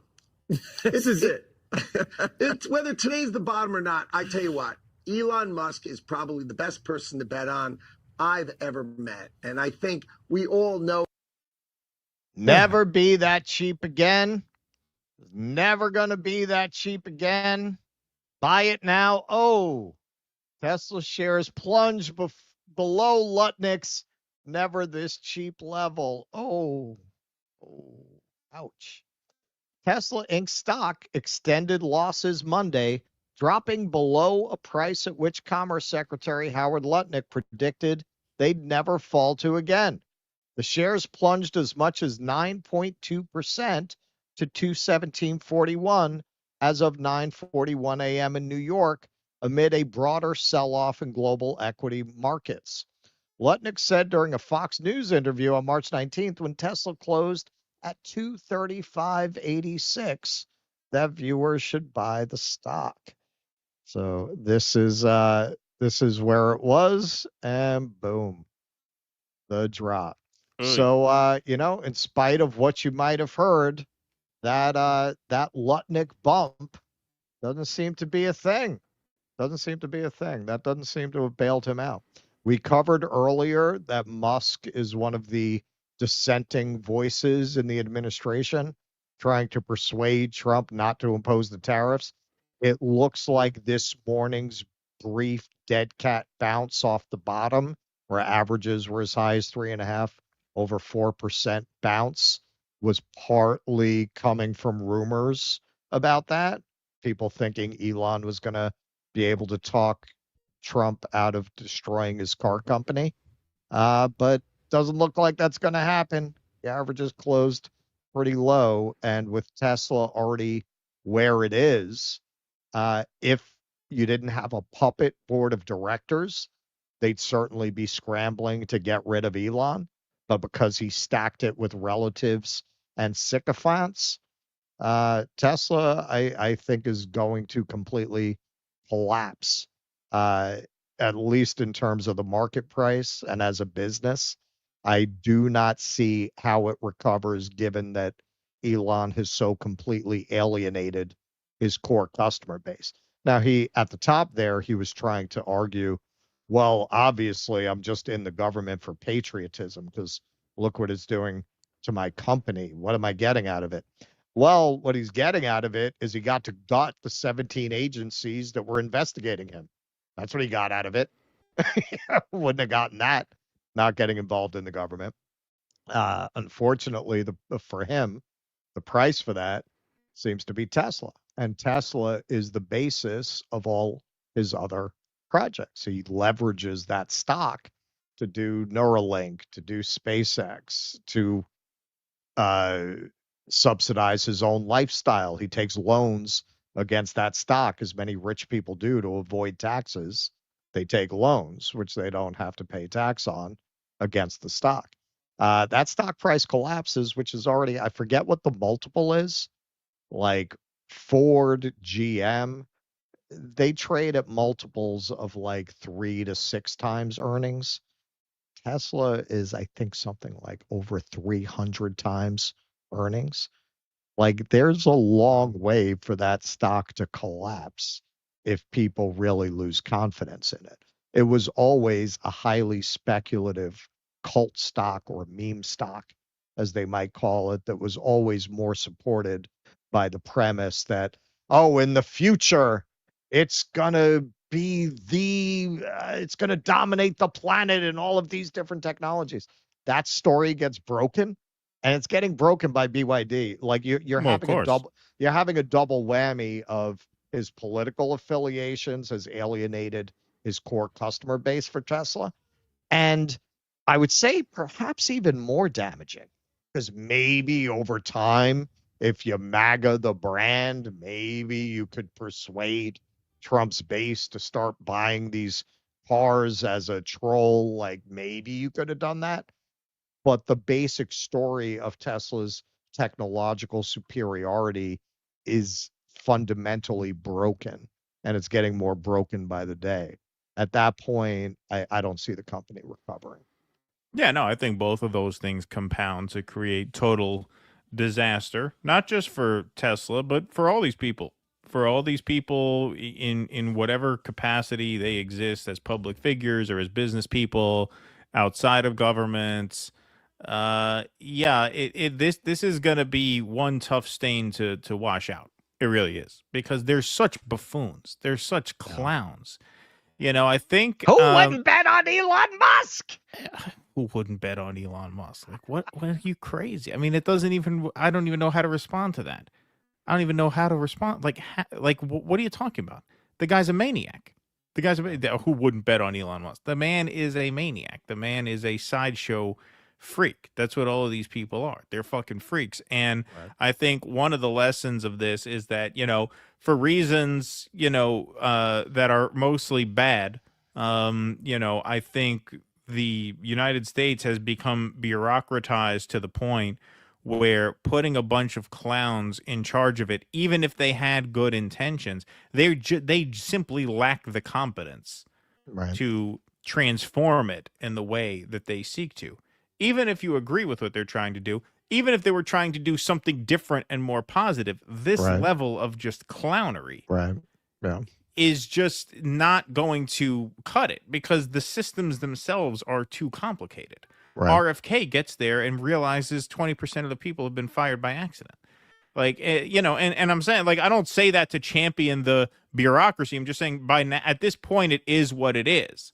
Like, at this point, there's something to be said. They don't fully understand the thing they're trying to fix. They don't understand what they're trying to fix. They don't understand the complexity of the system that they're trying to manhandle. And you just can't manhandle it in this way without creating a disastrous fallout. There's something to be said for, like, basic competence, basic I would say just basic humanity, in the sense that not only these people have no idea what they're doing, they have no regard for the consequences of fucking up, which is the tech bro mentality. That is the ethos. Well, that's what Elon said. Tech. We're gonna shut off the money to things and see what happens. Yeah, exactly. And so from a competitiveness perspective, I think Tesla is going to have a lot more rivals in the space than they anticipated. Well, that's it. And from a branding perspective, I don't think you're going to be able to recover from this. I mean, we're not even 100 days in. They're talking about a war with Iran on Saturday. They're talking about high stakes negotiations with Iran. I mean, it feels like it's been years since January 20th. It hasn't even been 3 months. We're just getting started. We are just getting started. This is nowhere near over. Nowhere near over. Even if you have a blue wave, what the hell is that going to do? First of all, even if the Democrats were worth a shit, which they're not, they're just going to ignore. I mean, the whole project of this administration is to insulate themselves from the legislative branch and the judicial branch, for that matter. But what, you think Congress is going to be a check on these people? No, we got a long, long, long way to go. And I won't even say by the end of this year, I think this brand is going to be unsalvageable. Yeah, we've seen a lot of people who are historians project, well, it takes a long time for a superpower to collapse. Man, it's not anymore. Everything else happens faster now. Technological development happens, what you get in 6 months is what you would have had in 500 years. Thinking that it's going to take 20 to 30 years for America to collapse. Now these guys are on track to do it in 6 months. Well, I mean, in terms of accelerating the end game, even if you want to say it takes time, I would say we started collapsing in 2008. That was really the start of it. So really, Sure. we're in year, what did Hedges we're in year predict? 17. Yeah. Didn't Hedges say 2026? Hasn't he been saying that for a while? I know our friend Denise has said 2030. That's looking pretty good. That's looking pretty good. But yeah, I mean, we've been in collapse for a while. For a while, I would say. I mean, you could argue 9/11 was the start of it, but I think that was kind of the precursor to it. I think the start of it was 2008. So we're in year 17. We're not in year 1. This is just this is looking not good. Believe me, not good. And not good for Elon or Tesla. All right. What do we got here? We got Seb Griffiths. Chris Rock once had a joke. Bush effed up so bad he made it possible for a black man to win, but he didn't predict how that guy would F up so bad that he would make it possible for someone like Trump to win. Yeah, exactly. Exactly. It's true. I thought I saw a Praji Shin. I did. I saw APAC. Thank you, Brad Gilbert. Appreciate that. Artie Blarty Fart Blast says, what a creep, what a jerk, said the government worker sacked by Elon. Yes. Janice Anderson, thanks for the $4.99. Musk will find sympathy in the dictionary between shit and syphilis. Despise that POS. BYD rocks. Thank you, Janice. Appreciate that. Blank State, Gitmo, El Salvador, and Boogaloo, they are being held as POWs, and this is illegal under international law. But the rest of the world are a bunch of appeasing cowards. Thank you, Blank State. P.S. Thanks again for sharing my GoFundMe after the fire. Bunch of DD supporters donated. Oh, beautiful. And I was able to put down a car deposit, and I'm currently living out of my storage unit. Much better than the street. Well, thank you. We really do have the best people. We do have the best people. So thank you to the audience for stepping up for Blank State. And I'm sorry you're living in a storage unit, but I guess it is better than the street. And please do keep in touch with us, Blank State. Batyangar Sargon, that's a great name for a Star Wars villain. Yes, exactly. Yes. Morty Duke, good for Tesla. Couldn't happen to a nicer guy. Agreed. Who wouldn't bet on a Hitler salute with chainsaw hands? Thank you. Stupid sign. Appreciate that. Yes, exactly. Yeah. Chainsaw. Yeah, no, who couldn't bet on him? Yeah. Wasn't me. Thanks for the $20. Twitter X update. Center retweeted many complaints about the $1 trillion military budget. Nothing has showed up in my notification. Deep state algorithms working overtime on Twitter to make sure nothing negative gets out. Sad. Thank you. Wasn't me. Ross Monroe. Someone I know said Trump is just creating fear in the market to trigger a recession on paper that'll force Fed to lower interest rates. He'll then refinance debt at a lower rate as well as boost consumer borrowing. How dumb. Yeah, it seems like I said I was going to do like that kind of breakdown today. I decided to wait for Thursday to see what happens tonight at midnight. Right, because that's when we're going to get much more news, which means we'll have a full show on Thursday, and that is when we will see you all again. That's our show. Thank you guys very much, everybody, for being here today. We had a great crowd. Please smash that subscribe button on the way out. Smash that follow button on the way out on Rumble. Smash that like button wherever you are. And we will see you back here Thursday, April 10th, 12 p.m. Eastern. Until then, thanks very much for being here this afternoon. Be safe and be well. Courage! Please clap.